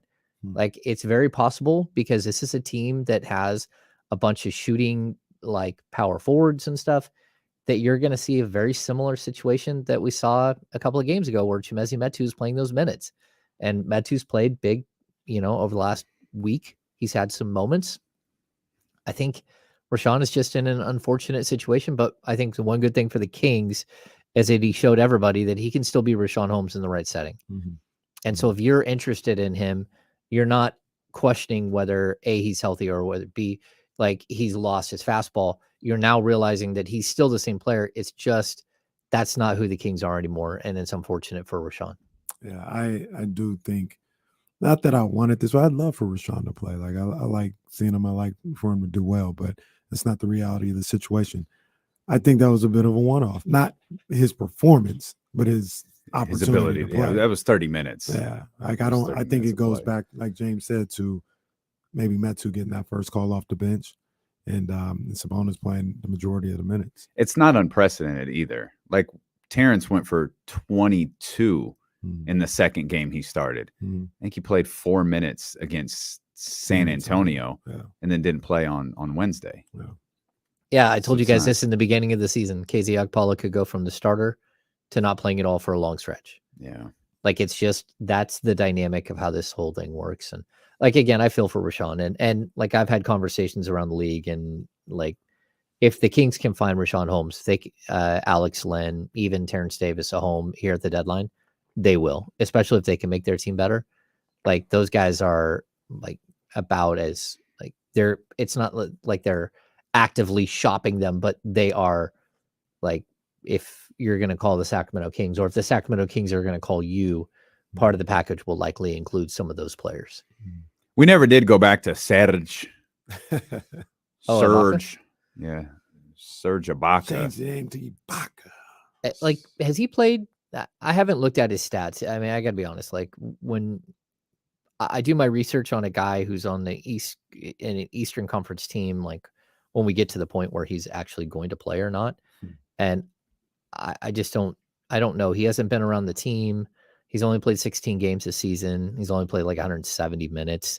You know, like I think Serge Ibaka we all thought he was washed up like 5 years ago. And then all of a sudden he came, like when people say, oh, look, it's Serge Ibaka, you're thinking, okay, he's 33 years old. That's what I thought 5 years ago. And then you look and you're like, wait, he's not even 28 yet? Like what in the world happened?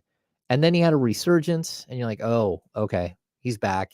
Whatever it was, whether it's physical or whatever, he's worked himself back. But at this point, they're just players that to me, I think fit better. And he's a role player and a screen setter, if I remember correctly. Role player and a screen setter. You're listening to D'Lo and KC on KIFM West Sacramento, KRXQ HD2 Sacramento, ESPN 1320, driven by Lasher's Elk Grove Dodge, always live on the free Odyssey app. Trysta Krick, BetMGM tonight, which can be heard on ESPN 1320 following D'Lo and KC today. Trysta, what's good? That's a good look. I come on right after y'all. That's great. Oh, yeah. Oh, yeah. That's the way it should be. Sacramento needed more Trysta Krick. Absolutely. I need more Sacramento, let's be honest. I do have to point out the uncomfortable. Sacramento has not lost since you left. Well, yeah, that is true. Maybe that's what I needed. It was a little slump buster. Jesus Christ. all right. Oh, man. Well, Thank you, Mark Grace, for adding that to our vernacular. Yeah.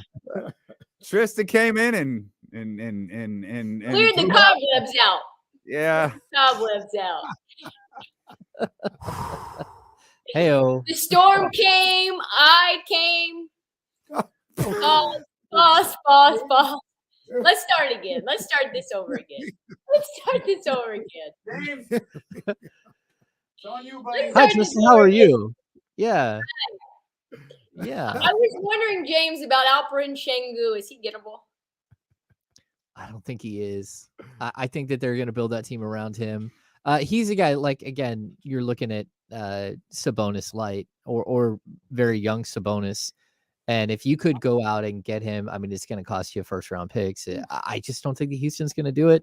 And even I don't think he can play alongside Sabonis, you know? You were thinking about Sengun for the Kings? Yeah, as a backup.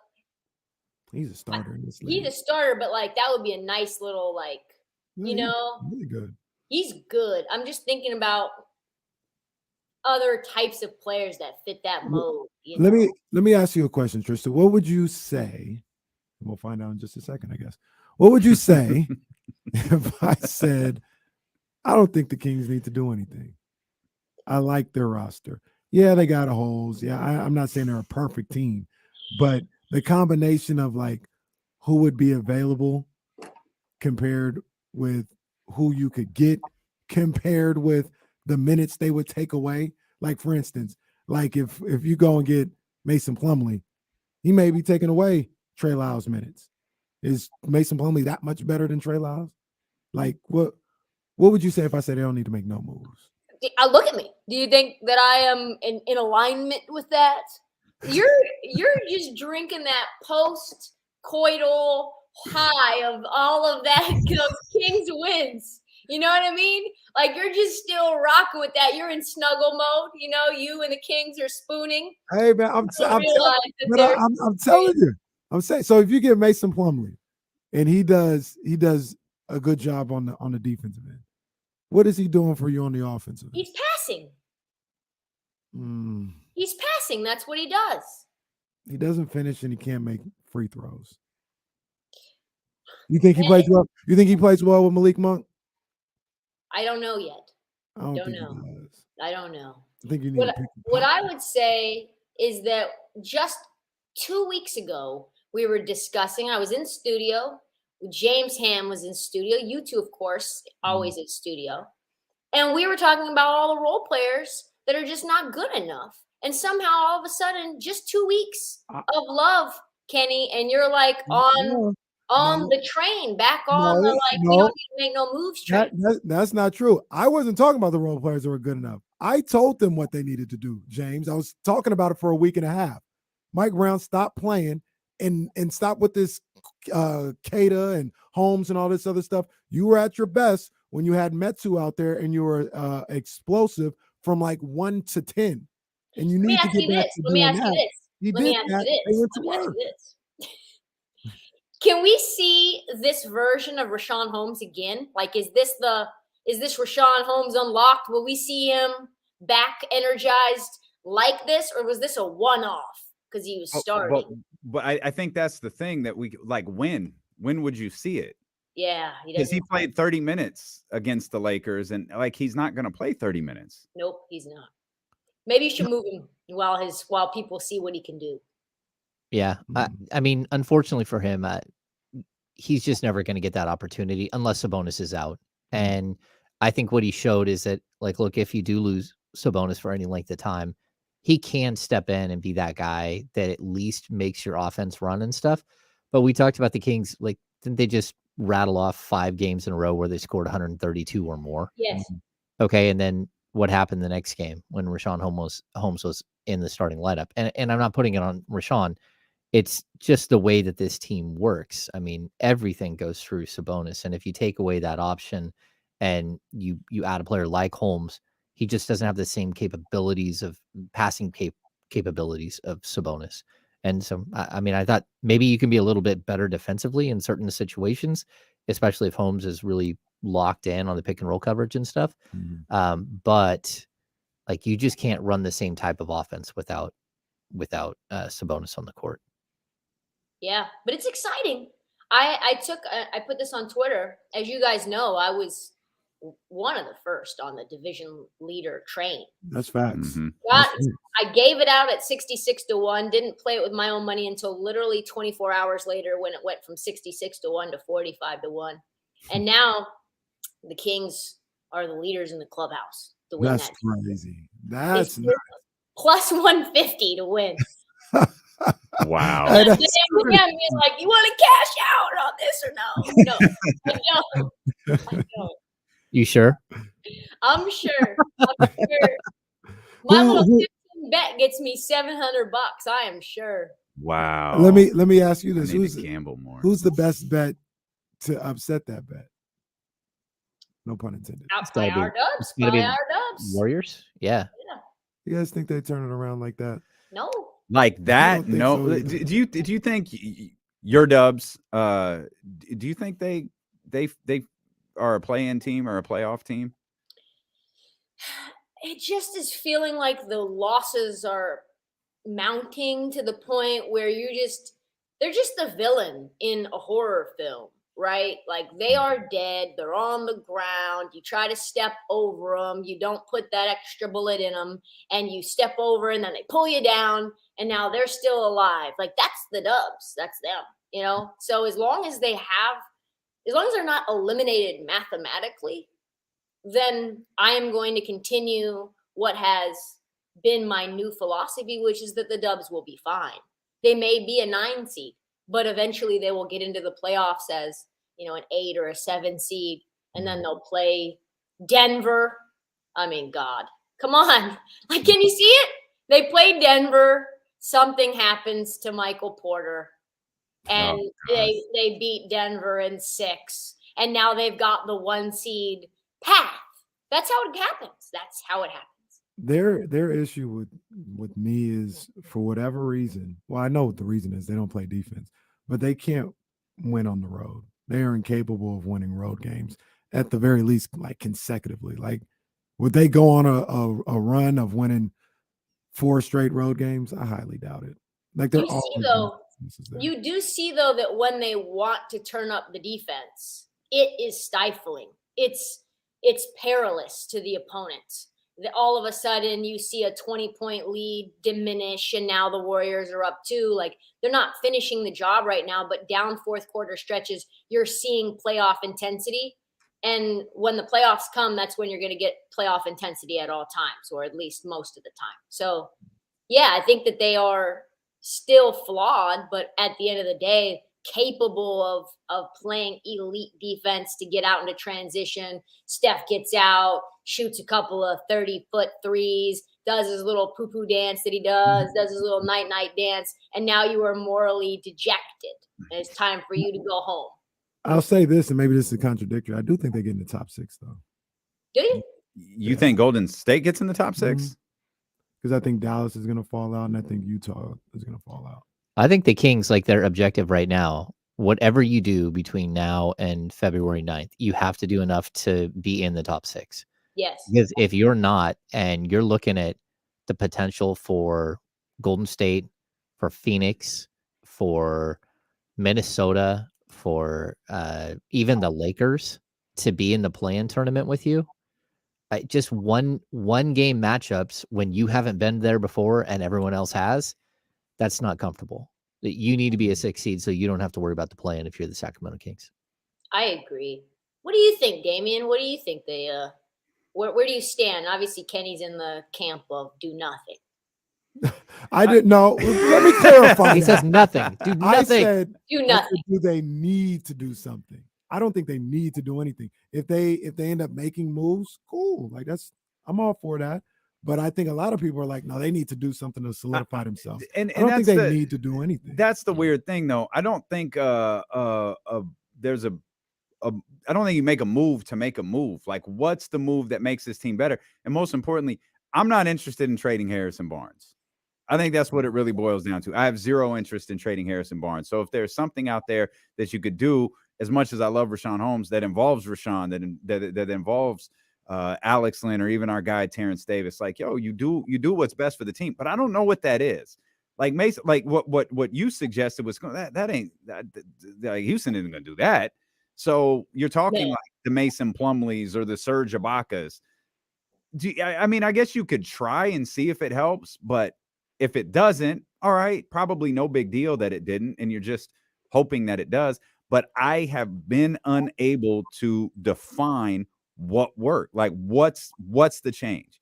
Everyone says backup center. Great. Who? Mason Plumlee? That's the guy? Okay. All right. Like, if you're really convinced that Mason Plumlee is going to be the fortunes that set this Kings team moving forward, and then what are we talking about? Are we talking about the 6 seed? Is that because part of me does feel like this team's good enough to be a top 6 seed for the rest of the season? Yes. But if we're talking about more, I don't know what that move is. If you're talking about winning playoff series and knocking off, I think you could beat Dallas or Utah, one of those teams below you. But if you're talking about building out something longer this year, I don't know what that is. Yeah. It's tough. Backup center's hard to come by. A lot of them just kind of janitor types. The ones that are pretty good are starting. So the Kings have 5 centers, and they still. I don't think they have the right one. Yeah. Behind Sabonis, so 4 behind. You don't think Metu can be the right one? Maybe, but like I'm not convinced. And even if so, Alex Len and Chimezie Metu both are unrestricted free agents at the end of the year. Like, are you banking on them to be something that changes? I mean, we watched Damian Jones here last year, and I thought Damian Jones probably would fit better with this team right now. And is he still with the Lakers? Yeah, they don't get no burn. Yeah, I'm confused by that. Yeah.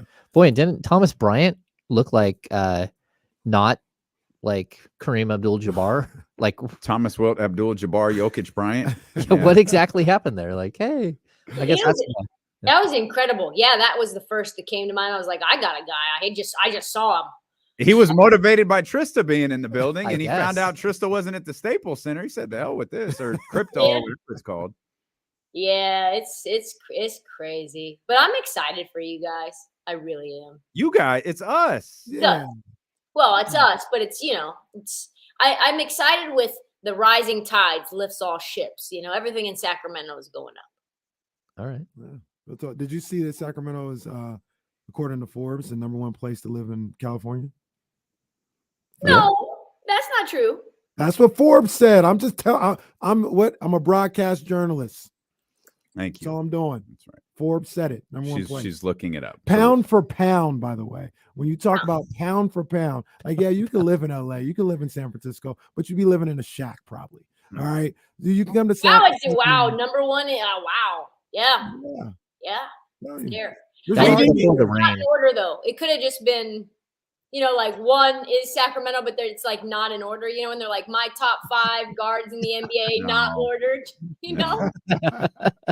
I just think we need to get you out here when bomb cyclones aren't happening Well, and there aren't that's- trees in the middle of the street and all of that weird stuff. We almost got blown across the road. Yes. We were We like- almost lost Trysta in Doko. We're like gonna cross the street, and all of a sudden, a gust of wind, like, oh my gosh, we're all Oh like, my God, we're trudging. losing Trysta. Oh, everybody, hold on. We gotta lock arms and make sure we don't Save- lose save anybody. Trista. Yeah. We guys have not even discussed the fact that we are going mano a mano in the NFL this weekend. Who's we? My Cowboys and your Niners. The hell are you talking You're about, a Tristan? Cowboy fan? Oh, you guys didn't know? That's No. stunning. The hell are you talking about, Tristan? You guys didn't know? You didn't know? Hold up, we the boys. News. Is that what? Wow. We got a twist. Wow. This is. Plot twist. Plot twist. Oh, Oh, I I wasn't- yeah. don't like that. I don't like that, dog. I don't like that. How long have you been a Mm. Cowboys fan and why? Since the early 90s. Wow. So, I mean, Okay, obviously LeBron. a dominant period. LeBron Crick here.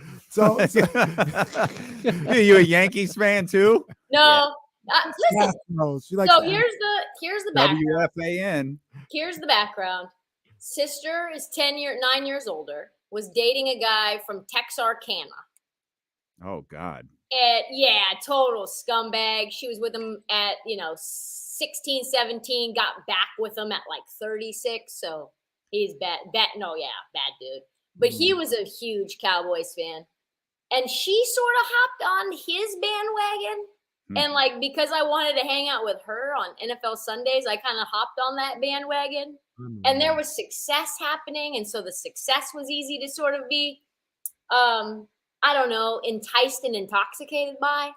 And Seahawks, we just really don't mess with Seattle. And I guess I could have been a Niners fan. It would have probably been better for the show since I'm like right in between those two. This is fine. No, this is fine. How do you feel about Sunday? I'm nervous. I think it's going to be one of those things where Brock Purdy hasn't seen a defense like this yet. He played Commanders without Chase Young, Arizona. Chase Young played. Did he? He was balling. He was a problem in that game too. Okay, so Chase Young did play. My mistake. Seattle twice, Arizona I twice. think that was literally his first game. No, it was. His I first couldn't game back. really. I think that was Yeah. It was literally the first I think game his back. first He game. was, of the and he was season. nice. Still, he was a Was problem. he?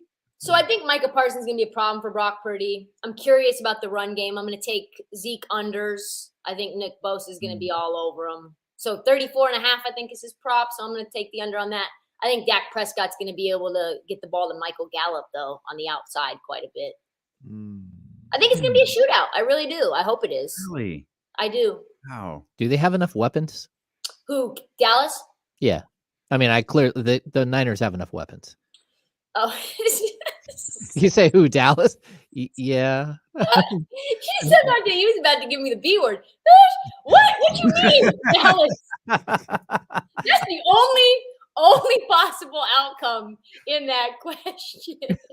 Yeah. I don't know. I think, when you got guys like Dalton Schultz and I Dalton like him. Schultz, He's a good ball player. he's okay. He's like a guy. He's not an elite tight end, and he's getting 8-9 catches. That's wild. I don't think it's going to be that case this weekend because the Niners have a better defense on tight ends than the Tampa Bay Buccaneers do. But that kind of concerns me when he's like Dak's number one option, right? At 90 something yards on 9 receptions. Michael Gallup is going to have to really get busy. His passing or his receiving yard prop is 35. So Vegas is not confident. CeeDee I Lamb. would take that. Yeah. Yeah, I like that. CeeDee Lamb, I think he can be the guy, but No, I don't know necessarily if there's enough weapons. I think what you're hoping for is a Dallas relies on Dak, and Dak does a better job than Brock Purdy. Really, that's what you're hoping. Where do you stand on Dak? I mean, you saw what he can do when the game plan looks good, right? When their defense is playing well, they're not putting them in bad situations. When, they're able to get the ball to their receivers. And listen, they didn't run the ball particularly well, but he's a pretty quarterback. Like watching him play and cook, I enjoy. I don't think he's the same, obviously, as Pat Mahomes. I don't put him on the level of Josh Allen, but he can do a lot of the same dual quarterback stuff. I would say when he's at his best, outside of Brady and Rodgers, because I don't put him in that list anymore. I think they're just kaput. I think he's just outside the top 5, 7. I think he's talented. I just don't trust him. He does some head scratching things sometimes, and I think I don't trust him. That's the best way I could put it. I never trust Dak Prescott. I think he's talented, but I don't know if he's always the best decision maker. When it's really time to make plays. Yeah, we've never seen him really do it in the playoffs. We've seen him do it in the regular season before. He had an incredible drive that he put the team on his back against the Giants. That's the one that they put over the Post Malone. Post Malone had the video that he had. I think that's what he was talking about, right? Well, don't forget about that Packers game. He was phenomenal in the Packers game before Aaron Rodgers threw good in the second half. One of the most ridiculous completions I've ever seen in my life, and they lose that playoff game. Yeah, I think he's maligned.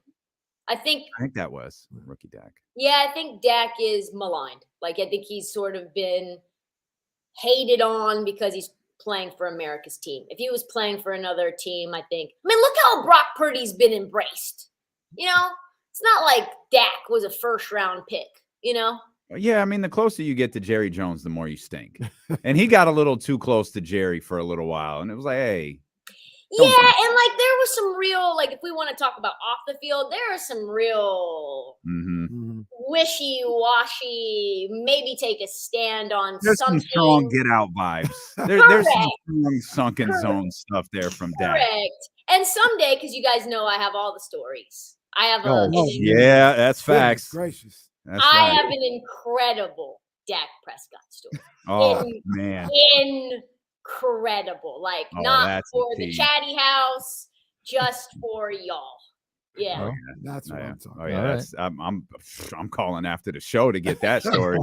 We don't need a group text. Y'all going to be wondering why Trysta's not on BetQL for 20 minutes because I'm getting that story. Hey, Trysta, I say this game, and this I understand it sounds highly disrespectful to those guys in Philadelphia. I say the winner of this game goes to the Super Bowl. It's even more disrespectful to the guys in New York. Yeah, those guys too. I say Niners and Cowboys is the NFC representative in the Super Bowl. I think so too. I think if Dallas can get past, and it's like a Dak revenge tour kind of a thing, right? You get past Tampa, you had never beaten them. You thought that okay, Dak says to Tom, "I'll see you in the playoffs." He didn't. Now he sees him this year. It was a lot better than I thought that game was going to go. I was very nervous. It was a stomp the yard kind of game. Now this Niners game is hopefully not to say it's going to be a make or break thing, but hopefully it's to atone from how bad last year's was, right? So many penalties, false starts, holding penalties. Now no Jason Peters, so I'm a little concerned that it's a rookie in the offensive line going up against Nick Bosa. So if they can beat the Niners after being Tampa Bay, going up against a divisional rival, whoever it may be, I think that's a really good spot for Dallas to be in Arizona representing the NFC or Niners if they win. What's your pick? What's your Super Bowl pick? Do you have one? So we were just doing that last night. It was Bills, Niners. I don't trust the Bills. That would be fun. I think the Bills are a little reckless. Josh Allen, I guess, is who I'm talking about. All those AFC teams are reckless. Yeah, I still think Kansas City is the best. You don't Cincinnati think is really Mahomes can be reckless? No, he can be. Yeah. He can be. You don't think those behind the back passes are a little They're unsafe, but they usually land in a Well, receiver's hands for 40 yards. Like, you don't think it's a little odd he passes underneath someone's armpit as it's like going down?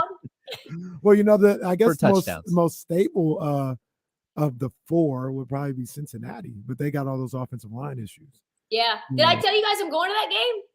What? No. Yeah, I'm You're going to the flying Buffalo out. game? I'm flying out tomorrow. Yeah, tomorrow morning, and then going to the Nice. game. Yeah, I'm pumped. Super What's pumped. the forecast? Is it going to be snowing or is it good? Or 35, cloudy, good. maybe snow, 40% chance of snow. I've never been to Buffalo, so I'm you're going excited. to jump into a table?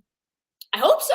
Please I hope don't. No, Please don't do it. don't. Please do don't. it. Why? Do not jump through a table. Why not? Or What's be wrong? thrown through a table or What do did I say? anything When in involving a Rome? table. A table that's on fire. Don't. You know, And if you do, at least tag us, but just don't. Just Yeah. stay away from the mafia. The good I'll try. people. Oh, what's his name? Texted me, the mafia guy. He said, "Hey, I listened to the podcast. You're pretty close to spot on. See you soon." Oh no, don't see me. Don't see me. See you soon. He said pretty close to spot on. Don't see me. I don't see said- nothing. I don't He see goes, nothing. "You had us cracking up with all of that," and I was like, "I hope so." Got a text from the mafia guys, the sentence you don't hear a lot. Nope. Don't hear that Like, a lot. remember when you told those guys I was mobbed up with 3 different mobs? Yep, pretty close. Yeah. See you soon. Oh, geez. Goodness gracious. Oh man. No. Oh boy. All right. Well, Cowboys +4, take it. thanks for listening, I'm mafia going guy. Niners -4. I think it's a 10 to 14 point win. Oh, I hope not. I'll be I- texting. Bro, you really no-sold my jacket for 25 minutes, and I'm a little bit in my feelings about it. It's so good. I saw it when I was in the waiting room. That was when the reaction, I don't know if you saw the reaction that I have. I was like, okay. Oh, yeah. Shine bright like a diamond. You're looking like a Rihanna backup dancer. I could do that. You ready for halftime? I'm, Cheryl? yeah, I'm Yeah. preparing. You guys see that Stephen A. Oh, yeah. He got Oh, caught up in the I was thinking about you, Damien. Like just the because we were talking about you interviewing her. And I was like, man, it's the only thing worse than getting caught in the beehive is getting caught in Riri's gang. The Navy don't play. It's just like it had nothing to, like, what are you doing? Like, what does Beyonce even have to do with the conversation? Like, that's not the question. Rihanna's performing at halftime. The question was, are you excited? And you took a moment to like trash her. Like, bro, don't do that. That's weak. It's was super weak. And he does this, and I don't know if you guys saw my tweet, but it's like in a formula. It's like long preface preamble, right? Like Rihanna, blah, blah, blah. This is not going to go how you think it's going to go. And I'm going to talk about that. And then insert bunch of commentary and compliments about Rihanna, right? Or about insert random person that he's about to throw a stray at. And oh yeah, great talent, Rihanna. Love her. She's an incredible performer. Loved all of her songs. And then insert a congratulatory piece that makes no sense. Also, new mom, Rihanna, baby mama, love that about her. And then insert with all that being said, and I get all that, then you insult her. That's pretty much. I don't know if he thought it was going to get a pop from all those women or what, but the second he said, but they booed his ass. They were like, They were what? like, I still hadn't even seen the clip. they were like, that whole crowd was like, you better watch what you say next. And he's like, no, but wait, let me tell you. Let me tell you. No one's a Where was he? Beyonce. Oh, I don't know what it was. It was Like one of The the, View or something? it was something like that. I don't think it was The View, but it was something like Talk? The View. The talk isn't on anymore. He didn't say it like during an appearance on a soap opera. He didn't say it during No. an appearance on a soap opera. No, he did not. He's already just pushing the book. He's just going from Hey, lady spot to lady spot. don't go through a table this weekend. Okay. I'll try not to. I love your Hey, jacket. Buffalo's your people. Like they know you, right? So they like, are they ready for you to come up? Like, are they They're like, ready. hey, we They're got ready. you? They're finding me some buffalo wing spots. So No. wing Okay. spots, they do well. I hear That sure ain't no flat stick. Flat stick pub. I mean, No, I mean nothing is really. That place is hot. You know what I mean? right. Facts. There. That place is hot. We love you so much. More Trysta Krick coming up immediately following our show at 4:00, and we'll be back with more D-Lo KC, James Ham here on Sacramento Sports Leader, ESPN 1320. See you guys. See ya. All right, thanks, Trysta. No Kyle today, so we just ran with you. No Kyle. Cool. All good. All good. All Later, right. guys. Enjoy your See ya. trip, man. I will. I'll let you know. Okay. See ya. Getting that Dak story. Oh, Be everybody's safe. good. Getting that Dak story. Come. I didn't catch this. There was 4 incorrect calls in the Kings Lakers 2-minute report. Oh yeah. We need to talk about that. Okay. I didn't even look at that. I looked at it yesterday, and it was just kind of like I looked at it. I was like, oh. All right. Well, Eesh. no, well. Yeah, they missed a couple of them. Westbrook brushes Barnes's off arm as he removes it from the Dude, ball. like they're using these Marginal. words like minimal contact, What, like, brushes his what the hell does that mean? we need dramatic readings of the 2-minute report. Oh, that's a good idea. That's We'll put some dramatic music behind us. dramatic. That's a great idea. Westbrook brushes Barnes's off arm as he removes it from the ball, Creating enough contact. and marginal contact occurs during the driving shot attempt. Dramatic reading of her of the 2-minute report. 4. Eesh. Man, your guy Russell Westbrook.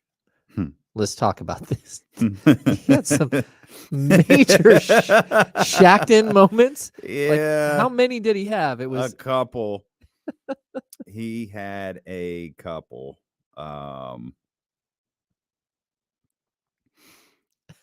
Yeah.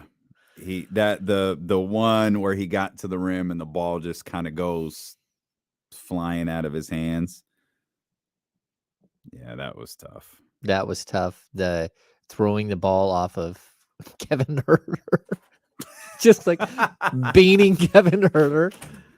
Oh, you went out and got some food. There we go. I think that was the greatest start What's the to name of a that record Trysta again? conversation ever. Yeah. She makes it awkward. Brianna Stewart and her emoji tweets are comedy. Absolute comedy. Oh, I think DC's in the mix. Okay. What team? Oh, that's good. Because she's a free agent or something. She had a bunch of those emojis. Yeah, I think it's the Storm. I think the Lynx, DC, and New York. Boy, if she goes to New York. Yeah, what was that big trade that went down? Yeah. I don't know. Like Connecticut is just tearing everything up. But yeah, Jacquel Jones and Sabrina Ionescu, boy, that is going to be problematic. Shoot. Let's go to 43 because I don't like being in commercial at the top of the hour. So let's go to 43 and then 28.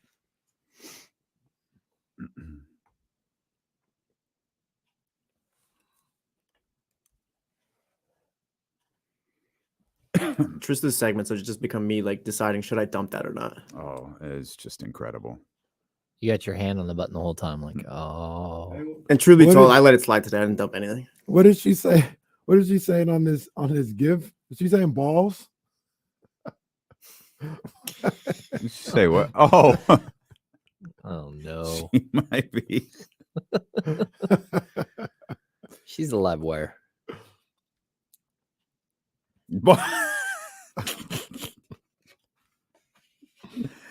Oh, that's terrific. Oh, she is. Yes. This bread, I think I know the name of it, but I don't even feel comfortable saying it. Okay. The Bay Area, it's like star bread. You know what It's the like bread is called? No, That was out on the counter. Is it from like a Filipino bakery? no. What is it? Here, I'll turn the mics off. Or I think that's what it is. I think it's okay. I don't think that's what that is. No, that's what that's a real thing. Well, that's a real thing, but that's not what that is. Oh. No, I don't know what that is. I don't even know what Kenny That's has over usually there. like it's good. But that's a real thing. Yeah, it's a real thing. No, for sure. I love that Soren guess. Nut bread? Whoa. Whoa. My son at high school, they have nutrition break. Like that's what they call it. They have a nutrition break during the and That's what everyone lunch is called. no, I think that's like in the middle of the day, No, like they're at the high school level, and everyone calls it nut break. Like even the teachers, and I'm like, that's what everyone says. He's like, yeah, like I was supposed to go see my teacher at nut break, and I'm like, what's like, we know. I need that teacher's No. name. No, that's wild. What is That's happening? wild. I'm like, That's wild. yeah. Oh man. Anyway, Little nut break. Jeez. Oh man. Okay. Um, Yeah, I think that. Let me.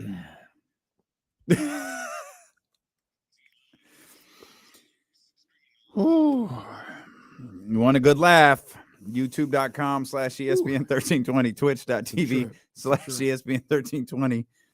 Trying to figure out what bread company's racist. That's what I'm trying to figure out. Kenny saw he went and got a snack, and a whole conversation went south. My goodness. We got Trista's thoughts. I'm assuming everybody's got Philly.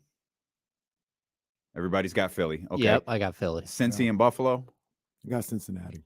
I think I picked Cincinnati too. I don't know why, but I'm kind of. The Bills are just a little erratic, man. I They're think that's all what it over the is. place, but Josh Allen's fun. He's fun. He's good. He's Yeah. really good. But he's. I said it earlier in the week. He's got on the field. He's got a little Brett Favre in him. Yeah. And that's a gift and a curse sometimes. I was really slow to get behind Cincinnati. Like, really, really slow. You were. I don't even think it's happened yet. Yeah, I mean, I respect it. I mean, Cincinnati's a good football team. It's just Yeah. like I kind of kept them at like arm's distance the whole season, and I'm going to keep doing that. And I think I'm going to go with Buffalo. I think That's a close game. I mean the Giants over Philly, is that a huge upset? To me, it is. Because I'm trying to figure. I mean, Jacksonville over Kansas City that's massive. Mhm. But I mean, Giants over Philly I guess that's a pretty big upset too. And I assume everyone's going Kansas City Yeah. Going Kansas City. instead of my guy. Jacksonville's a Trevor little Lawrence. intriguing, though. They are a little intriguing. Yeah, don't go down 27-0. No, We'll there's start that. there, and it could There's be. that. I'll be curious to see what they could do. Yeah. I think people have just forgotten how good Kansas City is. Yeah, they're the the LeBron of teams. People are bored. Like, oh, Kansas City's good. Okay, You're we'll bored see. with the most exciting team in the league. Yeah, we'll see Patrick Mahomes in the playoffs. That's all that matters. Is Kansas City going to win the Super Bowl? That's all it really boils down to. What they do during the regular. It's the coach of the year conversation again. It's 14-3.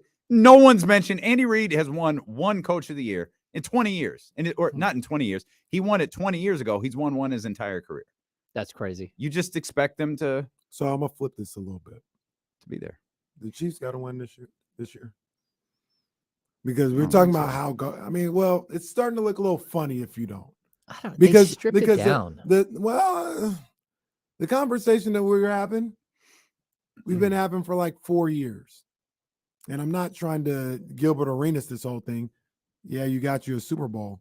But we're like, Oh, wow. but You we're are sitting there- Gilbert and Arenas in this well, we're joint. sitting in a situation where you've lost. If they lost this year, that would be 3 home playoff games you've lost in this stretch with the best quarterback in the game.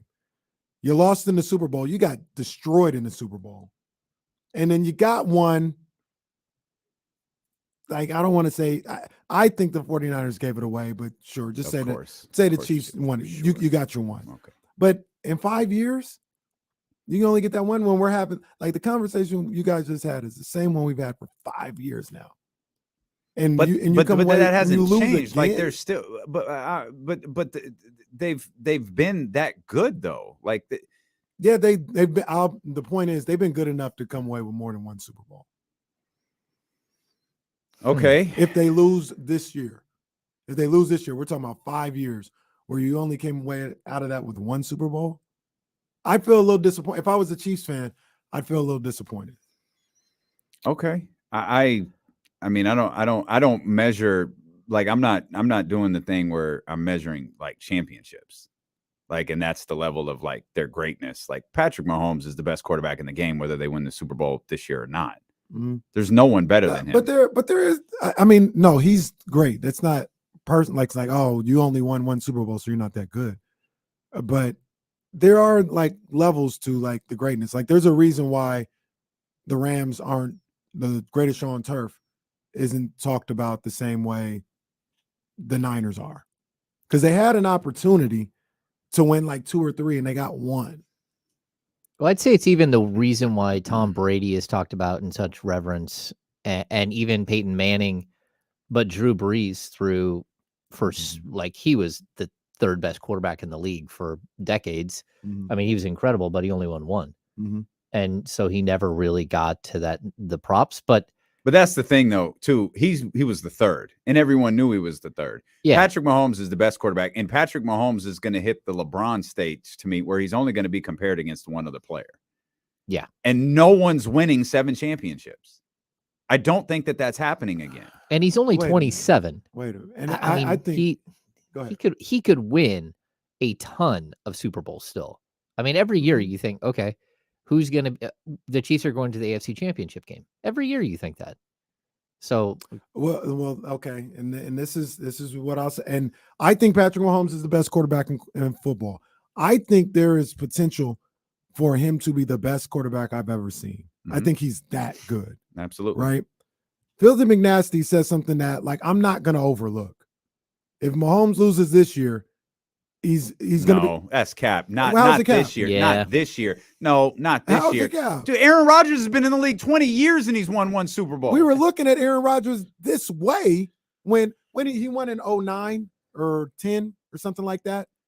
5 years later, when he couldn't beat the 49ers again, I was making that But how argument. long had he been in the league when he won in 09? Yeah, I mean, his numbers will always be skewed, I guess. He didn't play for 3 years. So that's okay. We can use starter numbers. I think it was 4, but we could go 3 or 4.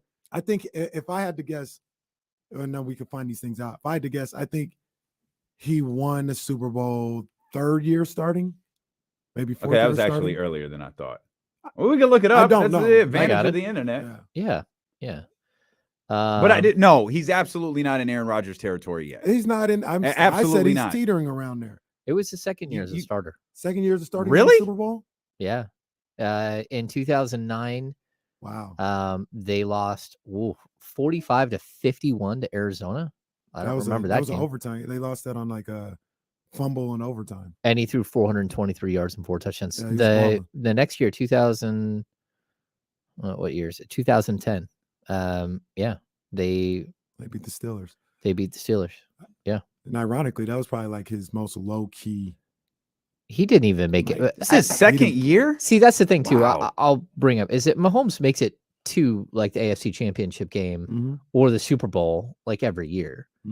And I mean, You gotta catch Aaron him. Rodgers, that's just not the case. I mean, Aaron Rodgers No, made that's a fair point. But I think, if I had to bet, I think the Chiefs will cash in, whether it's this year or in coming years. Like, I don't think Mahomes is going to have one Super Bowl. I mean, they just gave away. I think Kansas City's winning this year. One of But the they gotta great start wide cashing in. receivers in the league. They gave him away for draft picks, and he just still threw for 5,240 yards. He's the truth. They got to cash. They got to win a Super Bowl. Yeah. Like, they got to win a Super Bowl.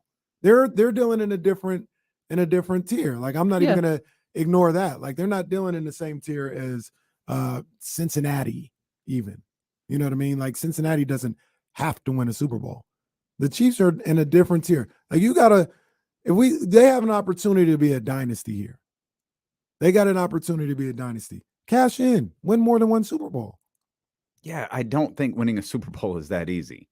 It's a one-off. Like we talk. I feel like this is weird when we get into like this is where Patrick Mahomes is at an entirely different level of greatness.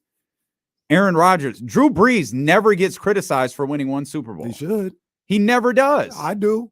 I criticize Aaron Rodgers. He was the third best quarterback in the league his entire time in the league. Never gets criticized for winning one Super Bowl. Hell, Sean Payton doesn't get criticized for it. One Super Bowl. The other offensive genius. One Super Bowl. Mm-hmm. I'm not going to criticize Patrick Mahomes for winning one in 5 years. You're talking to the masses. You ain't talking to me. Because that has been the argument for me against Aaron Rodgers since we started the show. You're going to get there and choke. He only won the one time. I'm not saying Pat Mahomes chokes. I'm saying that was my argument against Aaron Rodgers. That's my argument. You're dealing with a different thing. Aaron Rodgers, what I'm saying is Drew Brees has all of these records, but Drew Brees is never mentioned as the greatest quarterback of all time because Drew Brees wasn't even the greatest quarterback when he was playing. No. And it's just you start Aaron Rodgers thing was always weird because Peyton would be playing. Brady would be playing, but yet some I'm smarter than you TV head would tell you Aaron Rodgers is the best quarterback in football. Well, wait, how? Yeah. Explain to me how that's possible. Because I don't get it. My guess, and I'm on the same wavelength with you with Aaron Rodgers. I don't like him. I'm not gonna be a hater though. What he did on the football field, he was no sick. doubt. He made throws one person could make. Sick. We need to break. We'll come back. We'll continue this conversation, and we'll dive back into the Kings as well. It's the OKC James Ham here on Sacramento Sports Leader ESPN 1320. Drew Brees. Oh yeah. I had Drew Brees as my fantasy quarterback for almost a decade. Like when Katrina happened, a guy waived him because he didn't keep him in our keeper league. Mm-hmm. And so because he was worried they didn't know where they're going to play that year. And I'm like, oh no, I picked him up and like a full decade of just like excellence. I mean, that guy threw for 5,000 yards so many times. Like it was absolutely sick. Amazing. He was sick. Yeah. With Donnie G, what I would say is, I mean, he didn't need it like that. You know why he needed it more than anything else? Because Eli had to. That's it. But yeah, that would be a disappointment. Like if I was Peyton Manning and I was as great as I was and I couldn't come away with more than one Super Bowl, I'd be disappointed in that. We got our Super Bowl rings. Oh yeah, you showed us. Yeah, your fantasy rings. Yeah, you showed us. Did you send those to the group chat? No, not yet. Oh. Yeah, not yet. We will. For those wondering what we're talking about, that's what it's next year's Ham Christmas card. And while Patrick family Mahomes has Christmas only card. won one Super Bowl, he's won me too. So there's some love there. Yeah. Although he can be frustrating.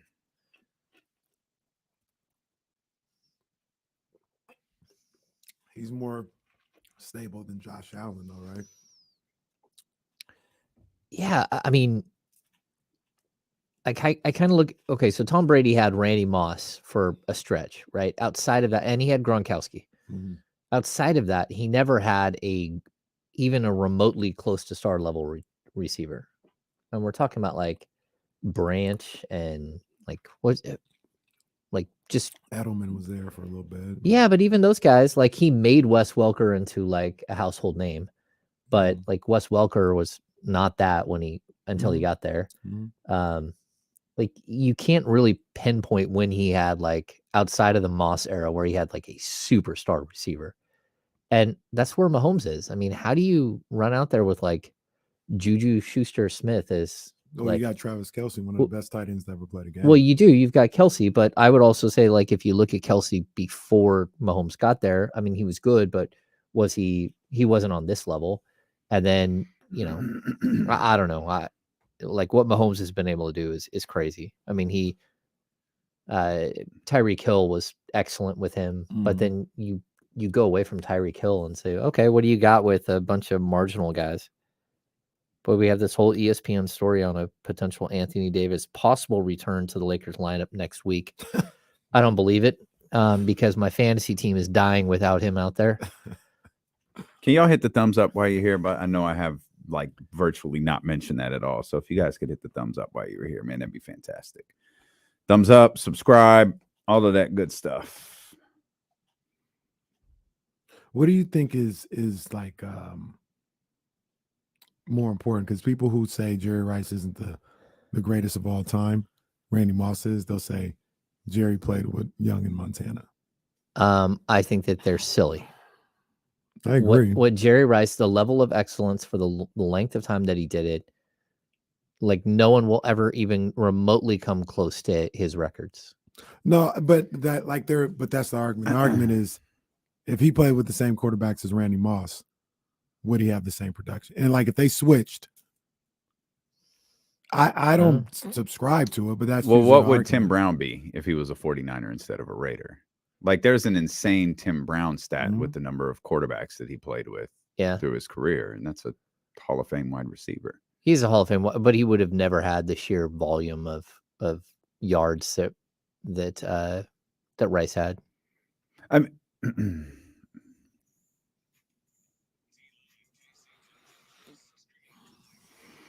Continuing the conversation on quarterbacks, it's the perfect combination here as we just pick up where we left off during that commercial break of wide receiver talent and quarterback. Mm-hmm. Jerry Rice, I ask this question all of the time. Like, did Joe make Jerry? Did Jerry make Joe and Steve? I don't know how you answer that. It's impossible. It's like it's just, and you don't have to. Like it's the perfect marriage of a wide receiver and a quarterback. And then you can get even deeper into the woods. I mean, like Bill Walsh. That's right. If somebody had Jerry Rice out there running go routes the whole time instead of slants, would he have been the same guy? You know what I mean? So, yeah, I mean, first of all, Moss and Jerry Rice were built totally different. Like the type of player, they're not even the same type of wide receiver. But like I would take Jerry Rice every step of the way. I think that. I mean, Jerry Rice is the greatest receiver that's ever lived. I think he's the greatest football player to ever play. And I actually you can make that argument. I'm in the probably rare camp that I actually think T.O. is next. I know like numbers favor Randy Moss, and like I think just T.O. just in terms of pure ability, T.O. he was different. He was like probably, I mean, and you could make the argument either way. T.O., Randy Moss, T.O. I don't know who's closest after that, but those will always be the top three for me. Seems like Larry Fitz. Could be. Wow. Yeah. Larry Fitz is up on the list. I mean, as far as receiving yards, what is he? Is he third or fourth? I think he's third. I mean, you could make the argument he had the Tim Brown quarterback issue too. Yeah, he had some good ones. I'd also tell you, like, he had some bad ones. Jerry Rice some was really bad ones. Yeah, Jerry Rice was at when he was like starting out. He was in an era where if you threw like 3,200 yards as a quarterback, you were like right at the league leader, except for Dan Marino. You had Marino, and then you had everyone else, and then guys like Jeff George come into the league, and they're hurling the ball. Warren Moon, they're putting up like the run and gun stuff, the Jerry Glanville stuff. So like Jerry Rice was never in a true like wide open, throw the ball as many times as you can until late in his career with like, Rich Gannon. Gannon. Or didn't they have Kerry Collins one year, the Raiders? Yeah. Like when they were like late in his career, that's when the league started to shift where quarterbacks are, between 36 and 4,000 yards, 4,200 yards. Now we're in this era where, like if you're not throwing 4,500 yards, you're not even mentioned as a Pro Bowl player. I mean, even the quarterback for Seattle. Why am I drawing a blank? Russell Wilson? No, Gino. Oh, Gino threw for 4,400 yards and 31 touchdowns. I mean, like absolutely incredible. And that's what I hate about like the numbers. But this is now we've got to measure the numbers differently. There's a whole other game now. Yeah, but I mean, the point is that Jerry Rice, there's a whole other game, and it's totally different. His different game, and his numbers are so much better than anyone else. Yeah. And he played in a different era. His numbers look like he should be playing now. He had those numbers when they weren't passing. Yeah, Like I mean, what would that's he the have crazy now? thing. I mean, would he have finished with You- 25,000 yards you as know- opposed to 20? You know, the other thing that I think about with all these, even like with the quarterback, like Tom, there's no debate, like it's Tom, but if you wanted to have a debate between Tom and Joe or something like that, I do think eras in this respect play a bit of like you have to be there, or you got to understand the physicality of the game. Like you can't touch Brady. You were we thought Bounty Gate was something back then. What do you think Parcells was telling the Giants to do to Joe Montana? And there was like never even a roughing call. Yeah. You know what I mean? Jerry Rice coming across the middle. You talking about jacked up, getting lit up by a linebacker or a safety coming across the middle. Man. Well, I mean, the Niners had Ronnie Lott, who just, I remember Ronnie Lott, he hit Mark Clayton in the Pro Bowl so hard that it knocked him back like at least 8 yards. No, man. Yeah. And I don't want to make it like they don't hit in the game today, because they do, but the receivers and the quarterback, they move around a little freer than they did in the early 90s and the 80s. Yeah. Tom Brady's most amazing stat was like 10 years ago, he wanted to play till he's 40. He said he wanted to play till he's 45. And he did in the playoffs. And everyone kind of rolled their eyes at that. Like, oh, he's not going to make it. That's ridiculous. He's not going to make it till 45. No one makes it till 45. He made it till 45. Not the best teams, but he got his team to the playoffs. Yeah, and he won a Super Bowl at 42. Yeah, he got his team to the playoffs. And yeah, it's just insane. Hey, speaking of that, didn't LeBron say he wanted to play till he was 45? Yeah, he said that. You think he makes it? No. Well, I mean, he's put it out there. 38, or did he just turn 39? I think he just turned 38. So he want to play 7 more years. That's crazy. I mean, he can't possibly play at the level that he's playing at now. And like he could, I mean, the last 2 years, maybe he's pure load management. Yeah. Get on that Kawhi schedule that Kawhi's on now. Right at 32. Yeah, get on one of those. Like, I mean, he's never, like, no one takes care of himself better than he does. I mean, he's never been seriously injured. Sure, he could. Yeah. Sure, he could. I think he can. I think he will. We learned though it takes. What will his hairline look like then? People are complaining about it now. What would it look like then? Oh, he'll have swapped that out for something else. I hope he does. And the thing is, he still looks better than Kevin Durant. Oh, KD just don't even care. KD does not care. KD's like, I don't care. Yeah, but talk about a player who has had a dramatic injury and is still incredible. Yeah. Incredible. Yeah. I mean, he bounced back from the Achilles better than any player. I mean, he led that Brooklyn team to 12 straight wins, and his injury has led them to 4 straight losses. Yeah, they're a mess without him. I still ain't never seen nothing like Kevin Durant on the basketball court. He's to be that size, to move the way. I know they talk about Wembanyama, and maybe he's that. We haven't really we haven't seen him yet. Yeah, like but in person. KD moves like Dame Lillard, and he's 6'11". Mm-hmm. Oh, he's taller than 6'11". It's crazy. Yeah. He just tells everyone he's 6'11". Remember, he doesn't want to be 7 feet That's tall. right. Yeah, that's I right, don't know that's why. right. Yeah, that's crazy. Or it could be like Hassan Whiteside. Is it the 3 most physically jarring NBA players I've ever seen were KD, Giannis, and LeBron. Like, because Giannis is like KD size and he's built like LeBron, so it's like the emergence of those 2 guys where it's just, and his arm, like he could scratch his ankle without bending over. Like his arms are just so ridiculously long. And then LeBron is just he's that and different. Yao, like being anywhere near Yao was stunning.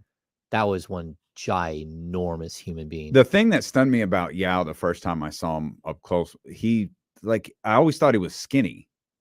He was big. Tree trunk. He was really big. Yeah, and he looked like a Vince McMahon creation. Like he was that big. Yeah, like 3 feet wide across like the hips. Like Yao was a huge, huge man. How was the swivel? No swivel. No swivel in the hips. No swivel in the hips. Yeah. Come on now. What was it with Yao? Plus, he couldn't dribble. Right? It was his Yeah. feet. Yeah. Saw that coming. But I mean, you guys have seen the picture of him next to Shaq. He makes Shaq just look like a little person.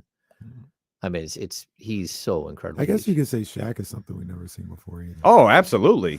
I ain't never Yeah. seen Yeah, nothing like Shaq. absolutely. Yeah, I mean, I think I will still say I think Shaq is like the most physically dominating body that has ever been in professional sports. We've never seen someone who was 7'1", 300 and something pounds and could move like that. They could just bolt everyone over. I'm trying to remember who I saw. I think I saw Shaq. He might have been with like Phoenix or something. I've only seen Shaq once. Really? I'm pretty sure he was with like Phoenix. Oh, Actually, I've only seen him once too. Yeah, well, I never he saw was him an with owner LA.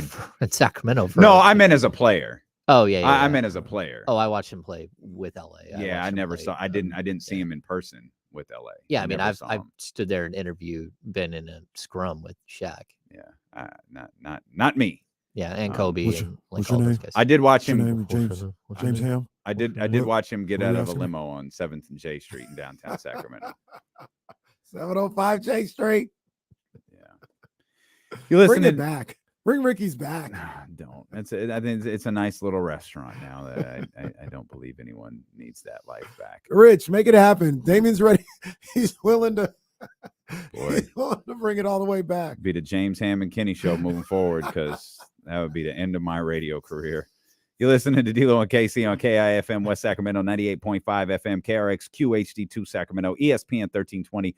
Driven by our friends over at Lasher's Elk Grove Dodge, always live on the free Odyssey app. James Ham is here with us as we get ready for Kings basketball tonight. The Sacramento Kings take on the Oklahoma City Thunder, a game that I think we're all pretty excited about.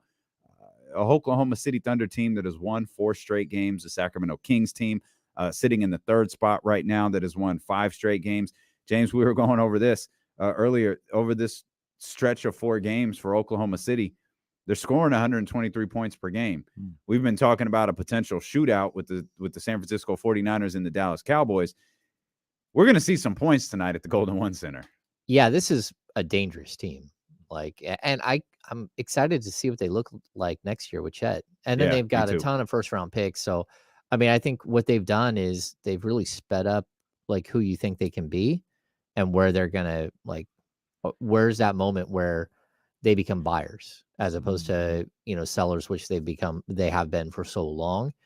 What can they go out and get with 5 first round picks or 7 first round picks? What if they just go all in on something crazy and add some amazing piece that is the perfect spot for them? I think this is a fun team. They play defense. They play hard. Josh Giddey is a stud. Lou Dort is just like a road grader at like 6'4", playing the power forward position.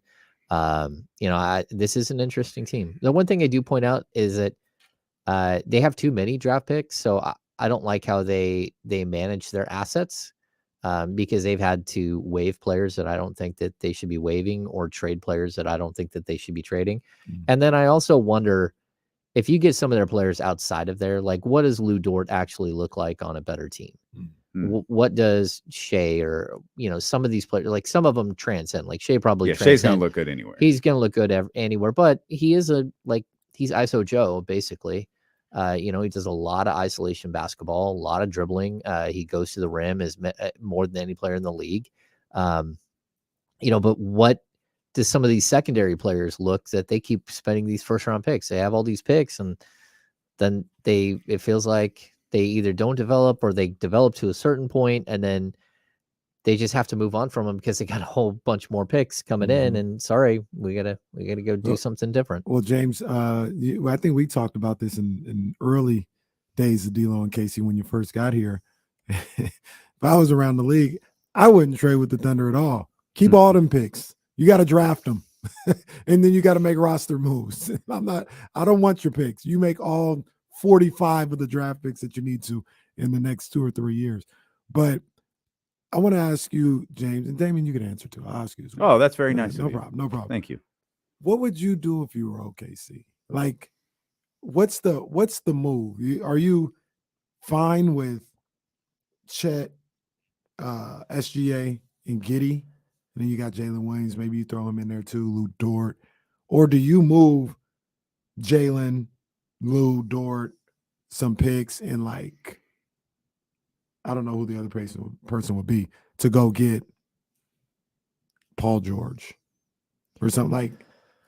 That's a wild question you just asked. I think that is a wild question you just asked, because I'll tell you why in a second. Yeah, I think the biggest thing for me is that, like, if you were going to do that deal, you might have just missed it, because I think if you wanted to take that team and really like make a huge leap, you probably should have traded for Donovan Mitchell. That probably would have been the player who's young enough to actually fit in and do something and be there. I mean, maybe that player comes up available again, but like if you had a 3-guard set or Shea at the small forward Rudy spot, Gobert might be on the market this offseason. Yeah, there you go. And see, that's the team they could afford to expend 7 picks or 5 first-round picks. Talk about a catastrophic mistake. I got you. I mean, you'll never ever, and I said it right when it happened. Like, okay, all right, calm down. You'll never ever get your value back. It's not even about what it's going to look like on the court, which I didn't think would be good. But now no one here thought it would work. Yeah, now that you did it though, like you're stuck. Like nobody even wants the money. I really thought it would work. Like I really thought it would work. What a dumbass! It's early. It's not. They suck. That was such a dumbass. It's early. Thought. 7th. They're terrible though. Think about where they're supposed to be. They're terrible. And what they just spent, they're terrible. Terrible job. This is being 7th A-Rod, isn't good enough. Do better, A-Rod. Hey, Rod, get the next one. And isn't that the GM everybody wanted for the Kings? Is it not Finch? That's the coach. Tim Connolly? Tim Connolly's the GM of Minnesota? Yeah. I thought wasn't it like Khan or something like that? No, nobody wants Khan. David Kahn. But Kahn.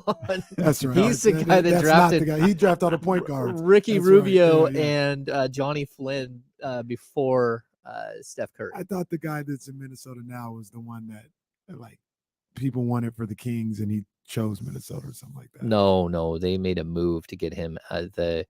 You're thinking of Sasha and Gupta. That's who. That's right. That's it. No. Where's he at? I think they got rid of him there in Minnesota. Oh, so he was in Minnesota. Tim Connolly is who they spent a bunch to get him out of Denver. Didn't Minnesota have an issue?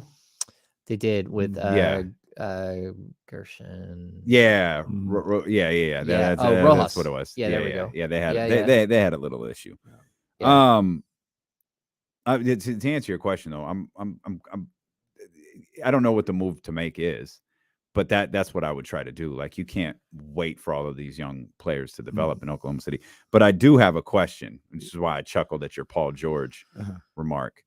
And for those who don't know, we'll provide complete context for this. But this is the most Skip and Shannon question I could possibly ask you. It's most all right, go ahead. No, just go ahead. Go ahead. You talk. Go ahead. Can't even finish my monologue. Skip! Can't even skip! Did the Clippers get it wrong? Now, keep in mind, you don't get Paul George, you don't get Kawhi Leonard. We know enough now to know if you didn't get Paul George, you weren't getting Kawhi Leonard. Yeah. But knowing what we know now, did the Clippers get it wrong? Knowing what we know now, they got it wrong. In that moment, would I do it? Absolutely. Hammer? I agree with him. They got it wrong, but you had to do it. You had to do. I mean, oof.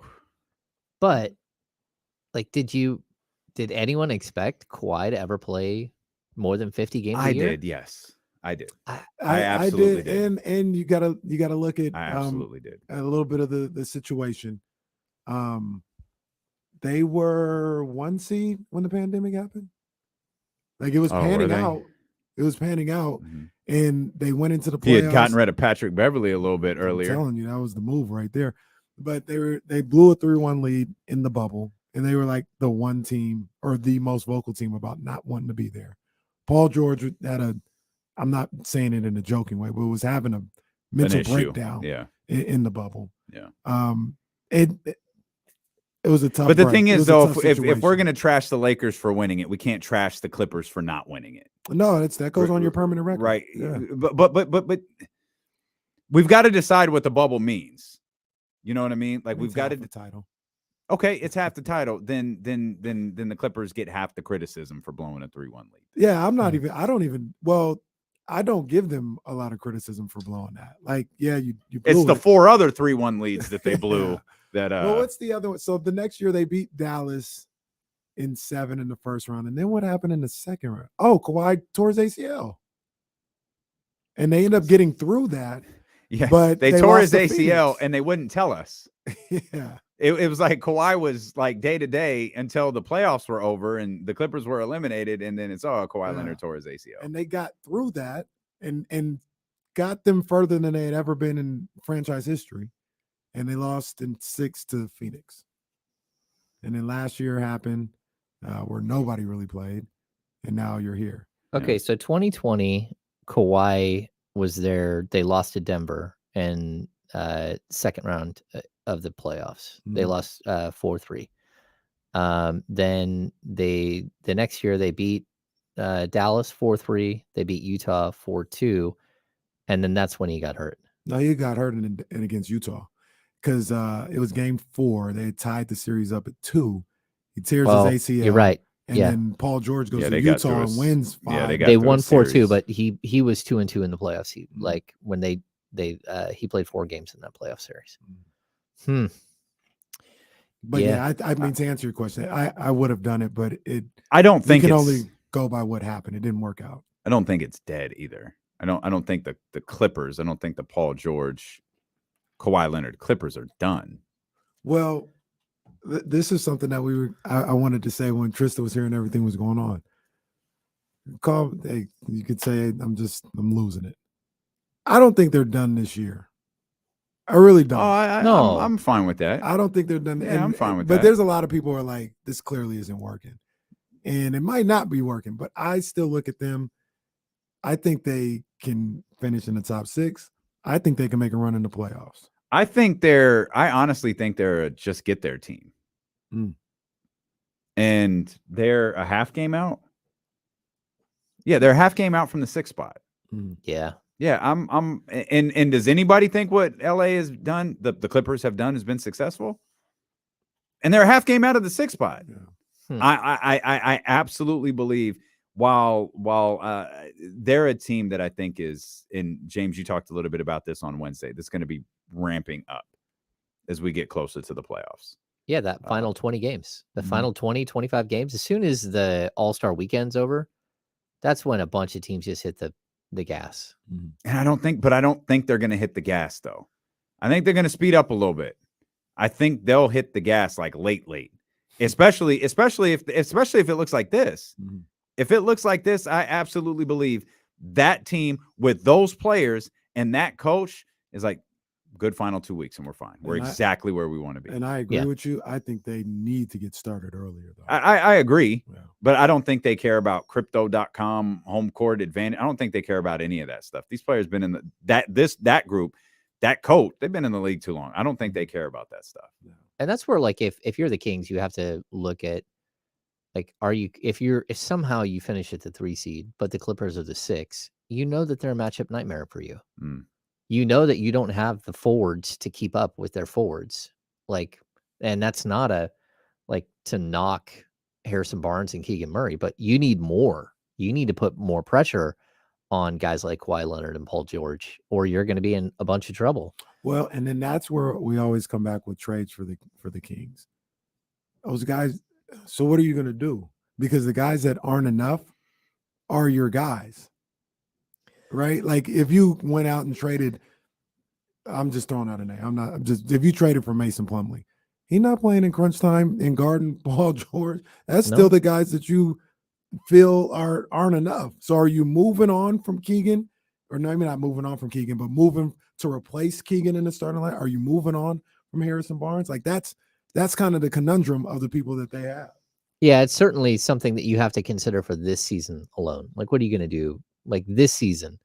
But going forward, I think Keegan Murray will get better and you'll be able to rely on him more. And then you got to worry about the Harrison Barnes situation. You're going to have to deal with that when you have to deal with it. But that's why you have to be open to whatever at this trade deadline. If you can take the big swing, set you up like beyond this year, you got to do it. You got to do it. And then you got to hope that teams like the Lakers continue just to get old. The Warriors continue just to get old.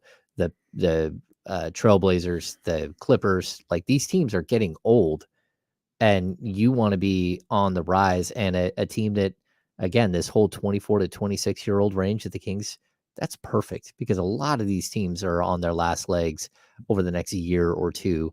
And that's when you need to ascend and make sure that you're part of that group with the Grizzlies, with the Pelicans, even with Denver, who can take that next step and be part of the next, 10 years or 8 years of NBA basketball.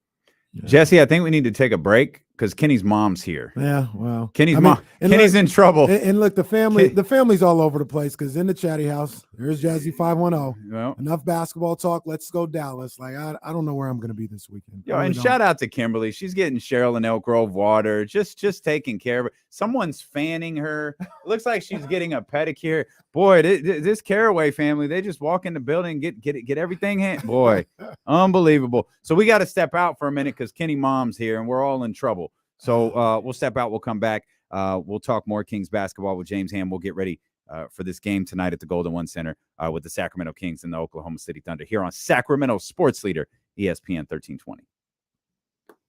Yeah. What is Cheryl doing? Should we have Cheryl come in? Yeah, have her come in. Is my cake here? Uh-oh. My cake might be here. Look at that jacket. Huh? You want it, James? Come on, James. Put it on for a minute. No. Just put it on for a minute. No.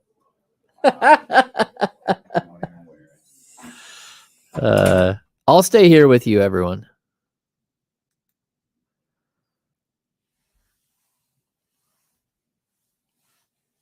Michael, I get what you're saying to leave the team alone and actually let them make the playoffs. But this can't be about making the playoffs once or twice or getting there and being like an 8 seed, or even if you're a 5 seed and get bounced in the first round and that's just who you're going to be. And I don't know. Yeah, I can't pull off that jacket. And it's not about, I mean, the crazy upper is pretty amazing. But to be honest, it's wasted and like it has a waist, and I'm not putting on the jacket. Brett, can we get Trysta on the next happy hour? I've thought about Trysta, but the problem is that if you've been on the happy hour, like, I don't know, like Trysta's big in the chatty house. But as far as Sacramento people, I don't know that she's well known through all of Sacramento. Like, I think very specifically here, she's huge. Thoughts on David Crosby passing? I think that's sad. I like Crosby, Stills, and Nash. Although I did see, I'm not a big Neil Young fan. So, I'm not yet. Jim is messing with me from Brickhouse Industries, telling me to put the jacket on. I'm not putting the jacket on, Jim. I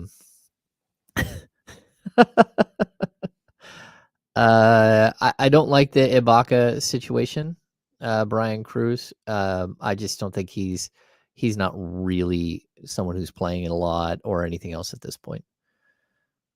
James, do I golf? I used to golf, and I wasn't great, but like I've shot in the 80s. But I have a horrific back. Oh, there's Casey. He's back. If someone wants to rights to Sasha, then yeah, you would use him at the deadline to try to make your team better. If that's what happens. Like, because I don't know if he's going to come over. I got cake. Well, the lemon cake is here. He got cake. The lemon cake is here. It's real. You guys got to check it out. Man. It goes really well with the jacket. This is. Yeah, you say what's up? You want to get on? You say hi. Hi, Cheryl from Elk Grove. Shit. You're acting all bashful and all low key. Why are you acting shy? I just talk like this. All right, we're doing this. Oh boy, the lemon cake. Oh, It's going down. It's going down. I probably should have cut for everybody else. Oh, that we need to go looks get the knife from Kimberly. I did not cut. I just did this for me because I've been saying lemon is trash. That lemon cake go hard, man. I'm telling you right now. I like Tell me, that. give me the honest assessment. Oh my Give me the God, honest that's whole assessment. thing. If you think it's trash, say it's trash. No. See? Did we quiet D-Lo? Yo, this is good. Lemon cake go hard, man. Lemon cake Okay. go hard in the vein. He said he's eating it all. Just I saying stand it's not corrected. good. I'm sorry. Lemon dessert. That's the only Oh, lemon dessert. This works. Oh no, I like lemon Okay, bars. Oh, take man. I never mine. had lemon I'll bars take mine before. right I guess I shouldn't say that's Oh, the only one. I man. never had lemon bars. That's so good. Enjoy. Thank you so much. Congratulations, you guys, on the studio. This is really nice. Thanks, man. Okay. That's so See you good. later. All right. Go Warriors. Love you, I'm Mom. teasing. Chill, I'm chill. teasing. Chill, James. chill, chill. Hi, chill. James. I see Oh, this you is all James. the time. James, Nice this to is my meet mom. you. Nice to meet you. Proper Hopefully, introduction. Damien will give you. Oh my consent. God. Let them eat Yo. cake. All right. You guys see you later. And Appreciate you. go 49ers. Now There you we're go. talking. You're back in There my you good go. graces. I mean, No, just no. no, you just got to pull really hard. It's a heavy door. Yeah. Okay. Have a good one. See you. Thank you. I mean, that's facts, but oh my God. I'm going to go get the knife. I'll cut this some more. I'm gonna need some more And y'all, lemon cake. yeah, Everybody in the Because I'm going to need mom's got another. some lemon cake, Yeah. man. Yeah. No, to hell with them. Because they don't share shit with us. But Well, Kim gives us Sharpies. Kim- Don't put that on the table out there. Seriously. Oh, no, that's not going on the table. Oh, I thought, are we back? I thought you said we're back. Oh, okay. You bring us back. I'll go get it. I'll go get it. Woo. Yeah, you're going to want that. Chill. You're going to want that, James. All right. Chill.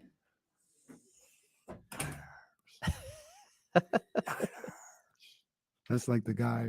Who's the guy? The Lakers guy. Yeah. I don't know who that guy is, but yeah. That's a funny little clip. Lakers. Was water situation at the lake. It was pretty crazy. Like one of our boats tried to float away. Hey, Jazz, am I able to watch the game at the house, or do I need to go somewhere? Because She in here. if the Niners start scoring, I gotta do my thing. I gotta do my thing.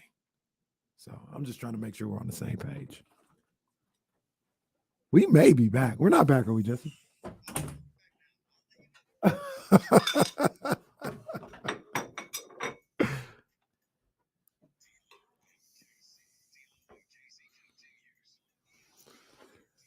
Oh man, it's a Friday here. D-Lo and KC, ESPN 1320.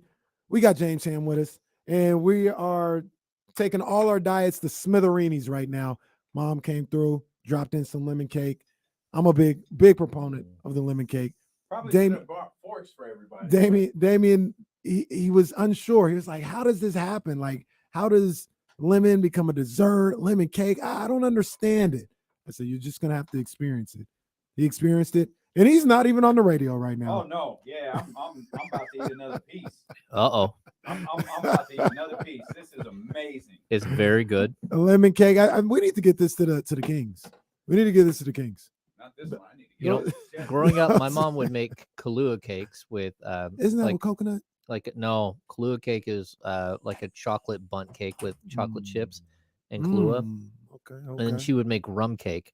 But those are the only two alcohols that were ever in our house. And like we didn't drink in the house, and they were only for making cake. Yeah. I never snuck in and drank maybe I had some Kahlua, and cream or Kahlua and milk. James at had a some little point, but- taste. James has had a little taste. That's Yeah. all. Yeah, but now the lemon cake is. This is really like the only real. I mean, Jazz makes Jazz makes lemon cake too, but Jazz makes a really good like chocolate, or excuse me, yellow with chocolate icing. Like Oh, yeah. I get that every birthday. Like I love that. That's all I want. But other than those two, I think that's about it. Just these two right here. I these two cakes. just retract everything I've ever said about lemon dessert. This and it doesn't even have any calories in it. It can't. It's so fluffy.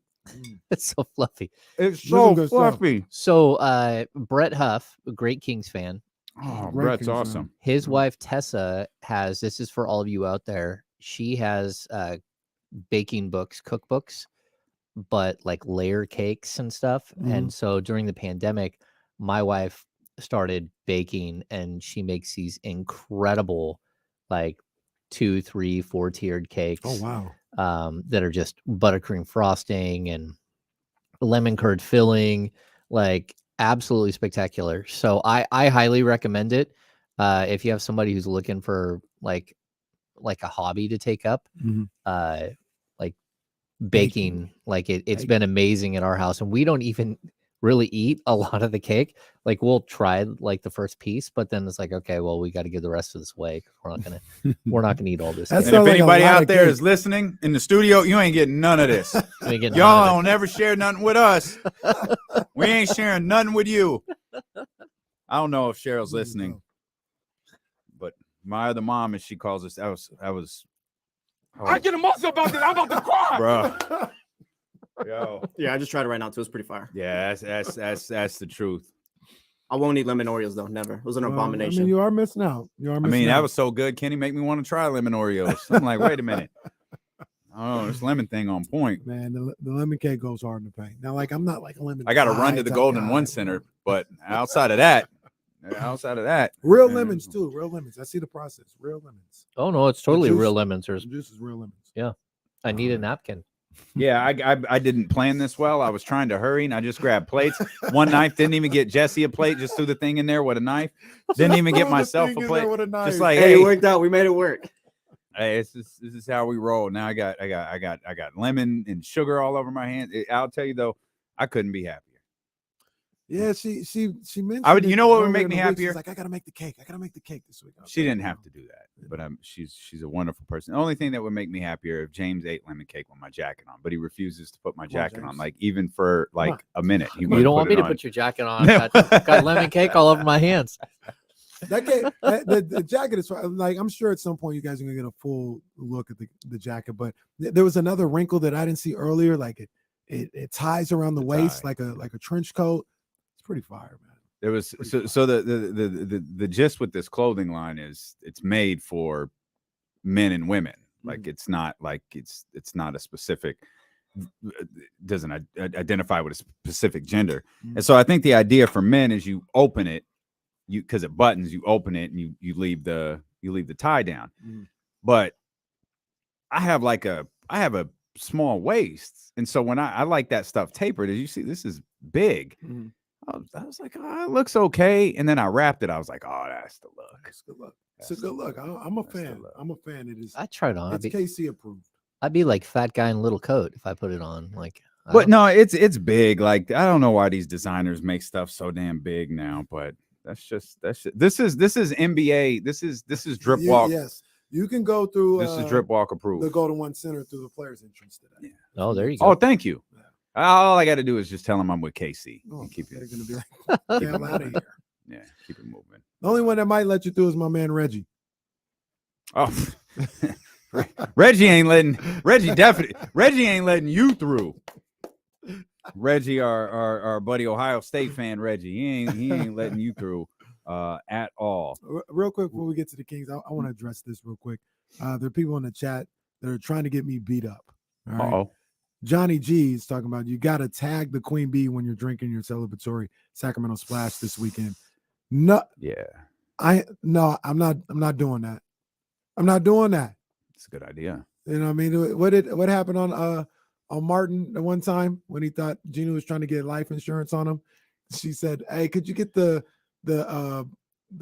can of pork and beans up at the top of the can?" He opens and it almost falls out. She's trying to kill me. She's trying to kill me. That's what happened if I tag the Queen Bee in a celebratory Sacramento Splash. So no, thank you, Johnny G. Starting Monday show. It's a shame what happened to Kenny Caraway. Yeah, he's a good man. She's already in here bullying me. Like the people that we block. You know, I'm not gonna say the toys.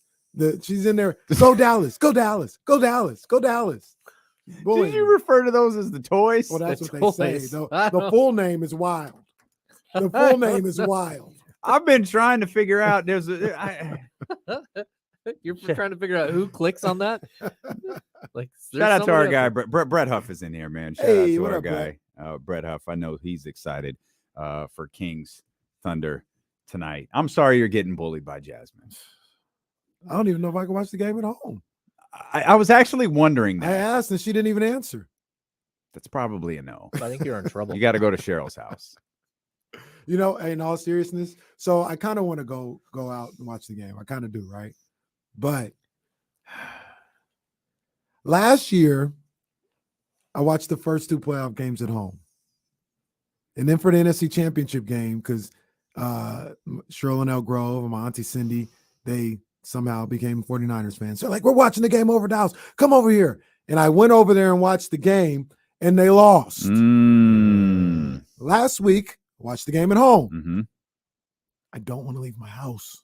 Understand. So Understood. I don't think I'm going anywhere. I don't want to leave my house. I had this moment where we invited a bunch of people up to watch 49ers NFC Championship game a few years ago. Mhm. They lost. No, None of those people have ever come to the house ever again. That's the way it should be. and I don't think they want to come up, but I don't want them up either. Like, hey, losers, you brought the loss to my house now. That's not cool. Back a long time ago, when I was a Cowboys fan, Rebecca Brunson, WNBA legend, was a Washington fan. Not anymore. Was a Washington fan. Came over for one of the Cowboys Washington games. Cowboys lost. Never had her over again. She was like, "Hey, we doing it again this year? No, we're not. You are not welcome in my home during football season. I don't want to see you." Jason Campbell was the quarterback. I don't want to talk to you. Campbell, they lost. Talk to you. Oh, Al B. Shore looking quarterback out here. Like, no. Talk to you. She says I have to watch the game with a muzzle. Oh, well, all right. That's no fun. Well, how you gonna binge eat Kit Kats if you're watching with a muzzle? Definitely gonna be stress eating, boy. I'll tell you, 3:30 is gonna feel like when I wake up in the morning, it's gonna feel like it's gonna take 5 days to get to 3:30. Really is. Kenny want to go to sleep and it wake up and be Sunday. It's like Christmas. He just wants to go to bed and wake up and it be there. Last thing, because I want to talk about Kings as we close this thing out. But I was thinking about yesterday when I said, I think I mentioned something on here about like, this is like not stressful, but the anxiety of the game and stuff like that. I remember last year, even after the Rams Week 18 win, I said, I'm as a fan playing with house money. This is a memorable 49er season. I enjoy this season so much. Like, this was fun. And then they win the next week. This is so much fun. I'm enjoying it. They win the next week. It's so much fun. And yeah, I wanted them to go to the Super Bowl, but I enjoyed last season so much. It was a memory. It was a once in a lifetime memory. It felt like, even though they lost. I was thinking yesterday if I feel that way about this year. And I came to the conclusion I do. They've won 11 straight games. They won 11 straight games. I've never seen a 49er team win 11 straight games. I would be upset if they didn't win on Sunday for sure. Be upset they didn't win the Super Bowl. But remember, I do think about this. This is a dangerous game to play. Remember I said they got the window open this year. This isn't the end of the window. When they lost to the Seahawks with Harbaugh, I knew that was it. That's why that one hurt. This is the beginning of the window. So I think I would just enjoy the season for what it was. Eventually. I think you're lying. Monday. Yeah. Well, not on I think Monday. you're full of crap. No, not on Monday. No. It'll be after the Super Bowl where I would enjoy it. I think he's lying. I think I believe you about last season because I think that was kind of like borrowed money or found money. You're like, hey, look, like I didn't expect any of this. This is fun. I think this year the expectations are different. But I mean, I expect them to be in the Super Bowl. Well, but the season's been over twice now. When Trey got hurt, the season was over. Oh, I don't think that's true. Well, when Brock came in, the season was over. Yeah. Even I was like, I think Brock is cool, but I don't know, like maybe one playoff game. I'm not expecting a Super Bowl. The only reason I thought they could get to the Super Bowl is because I said this is what happens with the 40. This would be the biggest drama story that you could make with him getting to the Super Bowl. That's the only reason why I felt that way. But the season was over twice. And look where they're at. An opportunity. They're hosting a round 2 game. I thought that they were so disappointing the first 4 weeks of the season. And this is a team that we kind of expected. We expected this to be a dominant team. And so why, yes, they won 11 in a row, or what is it, 10 in the regular season.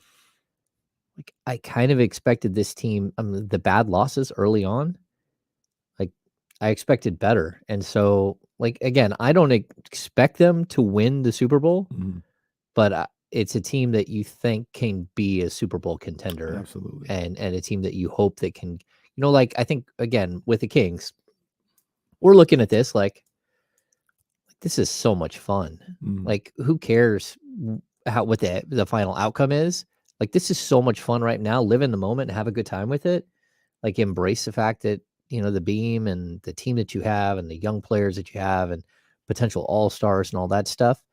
But this is all found money. Like, but that's the thing about expectations shifting, though. If we could have, I think if we, because they shifted for us too, Kings fans kept their expectation that they had before the season. Yeah, sure, maybe you'd enjoy it a little bit more. But now it's like, yo, we're the 3 seed. Yo, this is a top 6 team. And it is just impossible for me to not think about that Cleveland question last year, where we posed the question on this show, would you take the season that the Cleveland Cavaliers had? Kings aren't going to get to 1, not due to any fault of their own. They're not going to get where Denver is. They're not going to get where Memphis is. So they're not going to be exactly where Cleveland was. But remember what happened with Cleveland last year. They were good, and the semblance of a really, really good team was there. Dealt with some injuries, a couple of things along the way, and slowly the playoff spot became a play-in spot, and then the play-in spot then turned into an elimination. And expectations for Cavs fans, I'm sure, shifted. Now, they had a hell of an offseason to make up for that playoff loss. But it's hard when because, I mean, wouldn't everybody be disappointed if they finished 7th? At this point? Yeah. I don't think can you be disappointed? I think so. I think there'd be some disappointment. You wouldn't be like, oh, this. Now, if you win, if you win in the play-in, sure, like it's a wash. But if you don't, there'd be a level of disappointment. Yeah, I think there would be a level of disappointment that you're not going to have a playoff series. And the frustrating thing about us, and think of what we're saying 7th. That's a traditional playoff spot. Yeah. And it could result in you going home. Yeah, that's why the focus has to be like what they're doing right now. It's one game at a time. Like, who cares that Philadelphia is waiting in Sacramento for you tomorrow? Like, they're going to be like. It's a good question. Vivek might be sitting next to JoJo tonight. No, JoJo gets invited to the game. Is JoJo gonna light the beam with De'Aaron after the game? Like, he could be this guest celebrity tonight. They got JoJo like Cody Rhodes on the second night of WrestleMania. I thought that's one thing I will point out. Like, I wasn't really okay with like all these people walking over to light the beam. Like, I that's not a novelty for everyone else. So you mean 50? Or like the people surrounding 50? There was a lot of people around the beam. Like, on I mean, Friday. It was more. It was like Raj Pathal and like they had like a bunch of people. Like, okay, look, like, we're not going to start pulling out randos out of the crowd and have them light the beam. Like, that's something that this team is winning. That should be their privilege to light the beam, in my opinion. I don't think it should be like some weird celebration thing. Now, if we get to the end of the season and Vivek Ranadive wants to stand there and light the beam, or if we get to the game before that and Monty McNair, and this is like this thing cemented, I'm okay with that. But like give props to the people who did it, I guess. I think 50 is where it stops.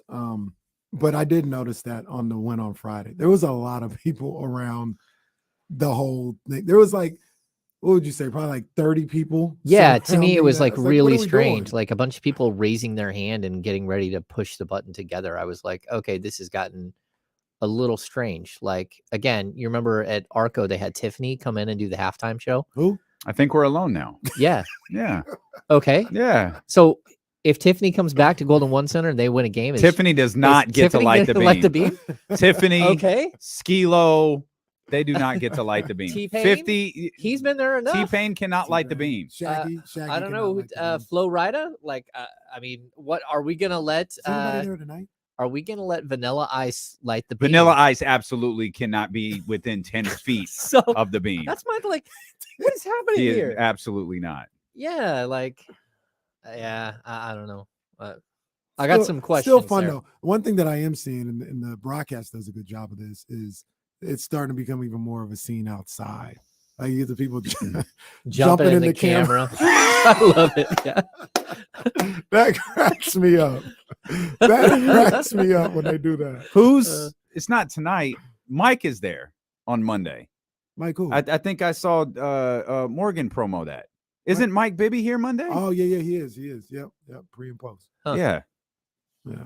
He can light the beam. He can light the beam. Oh, we got. I think Mike has lit the beam. I think we got in trouble on the podcast because one of Brendan's questions was his cap or fact question was whether Sabonis is the best number 10 ever, which I said, well, he's well on his way, and the Mike Bibby fans came out in force, they were not happy. Mike was very, very good. He was. I mean, Domas has been here. Your answer was perfectly okay. He's absolutely on his way. Yeah, he's been here for a minute and a half. They love, and rightfully so. I'm not saying it. I love Mike Bibby. Oh yeah. Can Mike Mike Bibby hit the light biggest beam? shot in franchise history? I would be worried that Mike would break the beam when he hit the beam. It's possible. Just smash it. Just Hulk smash possible. it. Yeah. He's like, oh, I'm sorry. I thought that was the point. Just smash down on this beam. Just smash this beam. Oh, you said light the beam. I thought you said break the beam. My bad, guys. Hey guys, do we see the beam tonight? I think so. 6 straight, huh? 6 straight. That'd be crazy. It's 5 straight versus 4 straight. Someone's losing tonight. I mean, you get Sabonis back. It's going to be a good game. The level of focus. You're at home. First night of a back-to-back. It's funny. I want you to go ahead. Damien's there to the 4th. So do you have the same feeling? If they lost this game, would you have the same feeling that you did with the Charlotte game? No, the Lakers absolutely game, not. The Wizards game, even though it's OKC, who you expect at the beginning of the season to win 4 games from, or but if you're paying attention, that's not the case. I didn't feel it. By the way, I didn't feel any way about them losing to the Lakers. I was frustrated that the Lakers aren't the Hornets. Mm-mm. No matter, I get the gimmick here. We all hate it. I get that. LeBron James is on that team, for God's sakes. I mean, it's the Thomas Bryant stuff is frustrating. Russell Westbrook is a Hall of Famer, no matter how many goofy plays he makes throughout a game. He's a Hall of Famer. They're capable of winning games. I didn't feel the same way about the Lakers game that I did the Hornets. But if you're asking, would I feel the same if OKC beat Sacramento tonight as I did when Charlotte did? Absolutely not. OKC's they're a very intriguing basketball team right now. I agree, and Charlotte just losing to them was frustrating. I think Washington was frustrating and upsetting the way that they got blown out by Washington. Mm-hmm. And I think, tell me if I'm wrong, James, you would know, that was the first time we saw that here in Sacramento. The way they played at home this year.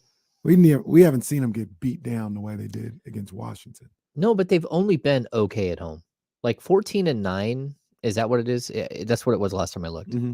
That's okay. Mm-hmm. That's but the level of play, even when we thought Phoenix was good, that was competitive. The Warriors game, they won it. It was that was a different Phoenix team. Washington, we hadn't seen that. They weren't in it in the second quarter. They weren't in that game. Only they had really been blown out by Boston. Right in Boston, they got beat up pretty bad. The Knicks game wasn't that close. Well, we had the Boston, and then what was the Philly the beat the hell out of them. Oh yeah, Philly did. Yeah, Philly did. I can't remember the Philly game. I remember New York. I remember Boston. The Philly game. James Harden went crazy on them. Philly sucks. You remember the Philly game? That's where Domantas Sabonis picked up 3 fouls in 45 seconds. And Kata got that was most of the early season games. Yeah. It felt like, wasn't it? Kata got his first look, and it was 3 fouls. Oh, that's right. That's right. Yeah. Oh yeah. You get a foul. 11 free throws in the first quarter or something. I remember that. Oh, that was tough. Yeah. Yeah, that was tough. Oh goodness. Yeah, we have to make a level. What level do you have to be to light the beam? I mean, again, I'm going to keep saying players. I want to see players I who want winners. participate in the games. Players, Um, former players. Yeah. I mean, I guess Um, Rush Patel's probably put in, $100 million or something into building up. No, you that can't buy. bonus. You can't buy lighting the beam. Yeah. Can't buy it. Money Like, can't buy I it. mean, has Brad Miller lit the beam yet? No, but he has. He has.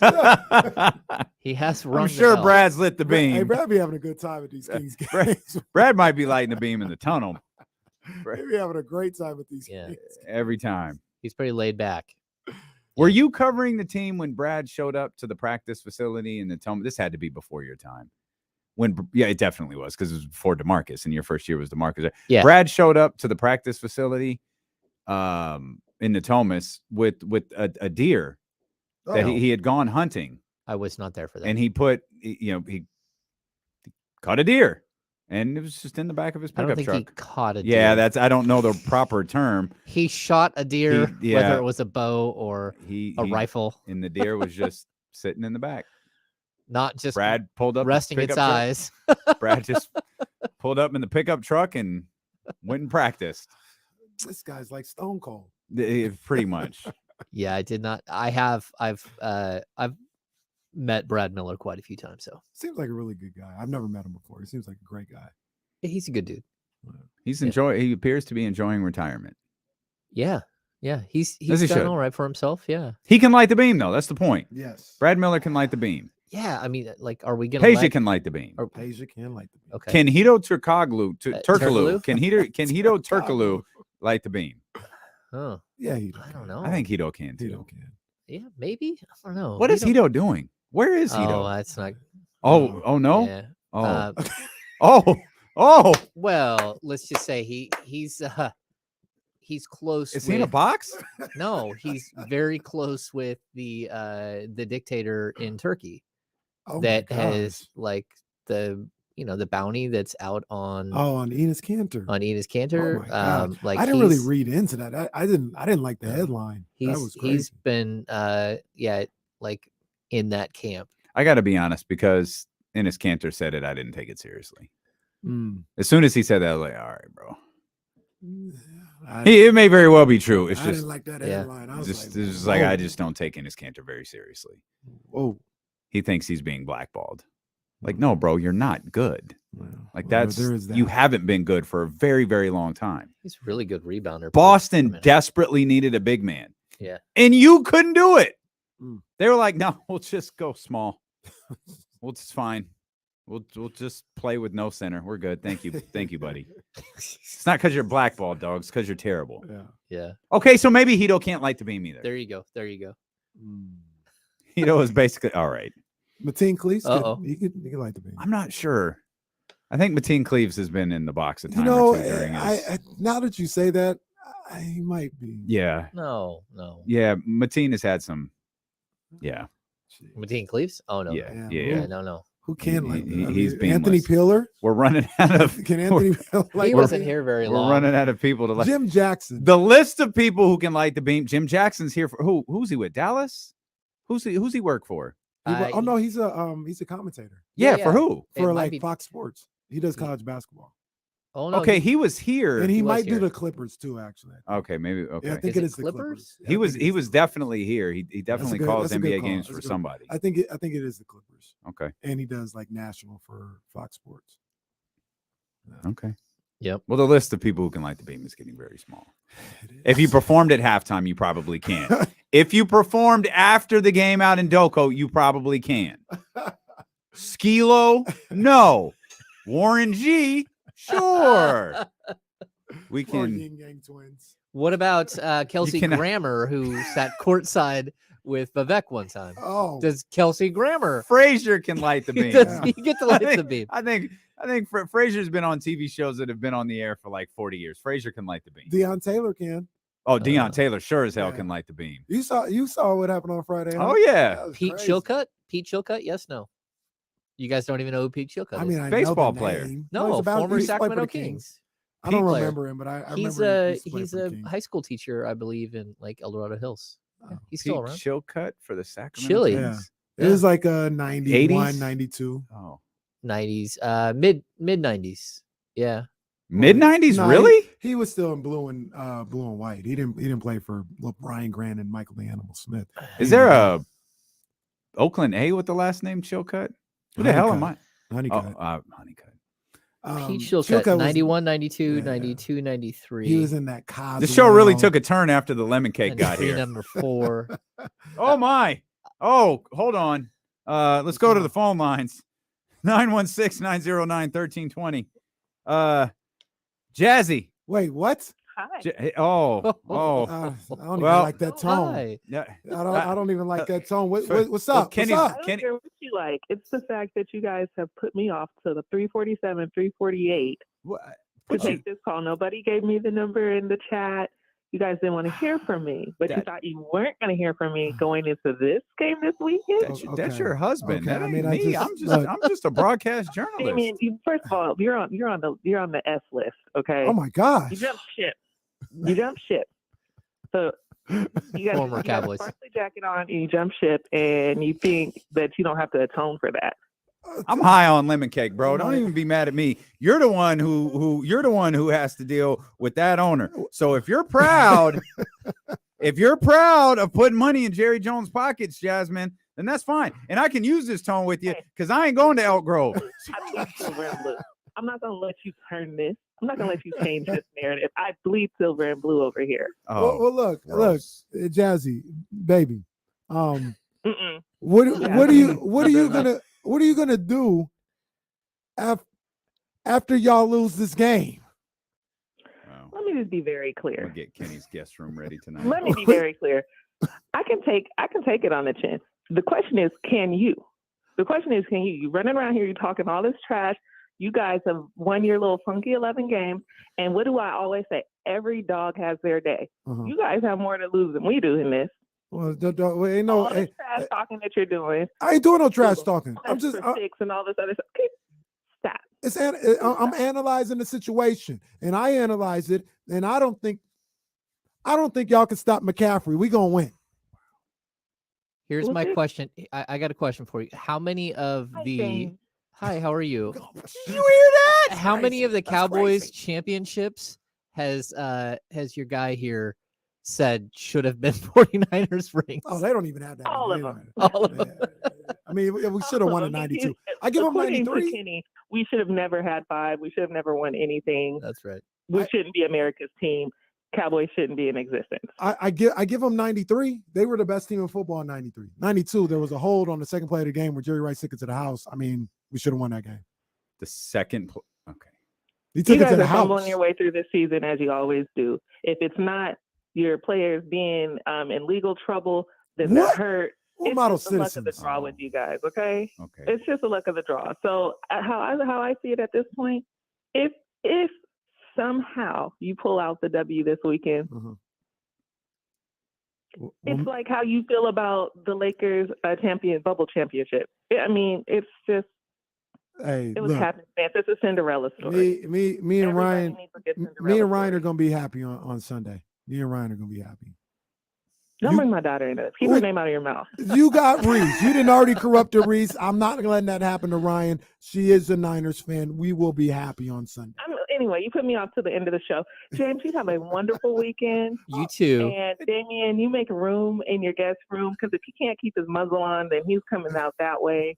Okay. And I'm glad you experienced lemon cake. However, that's where the niceties stop because you jumped ship. And I really don't know what to do with that right now. I need to process that. You go play neutral over there at Golden One Center. You love me, Jasmine.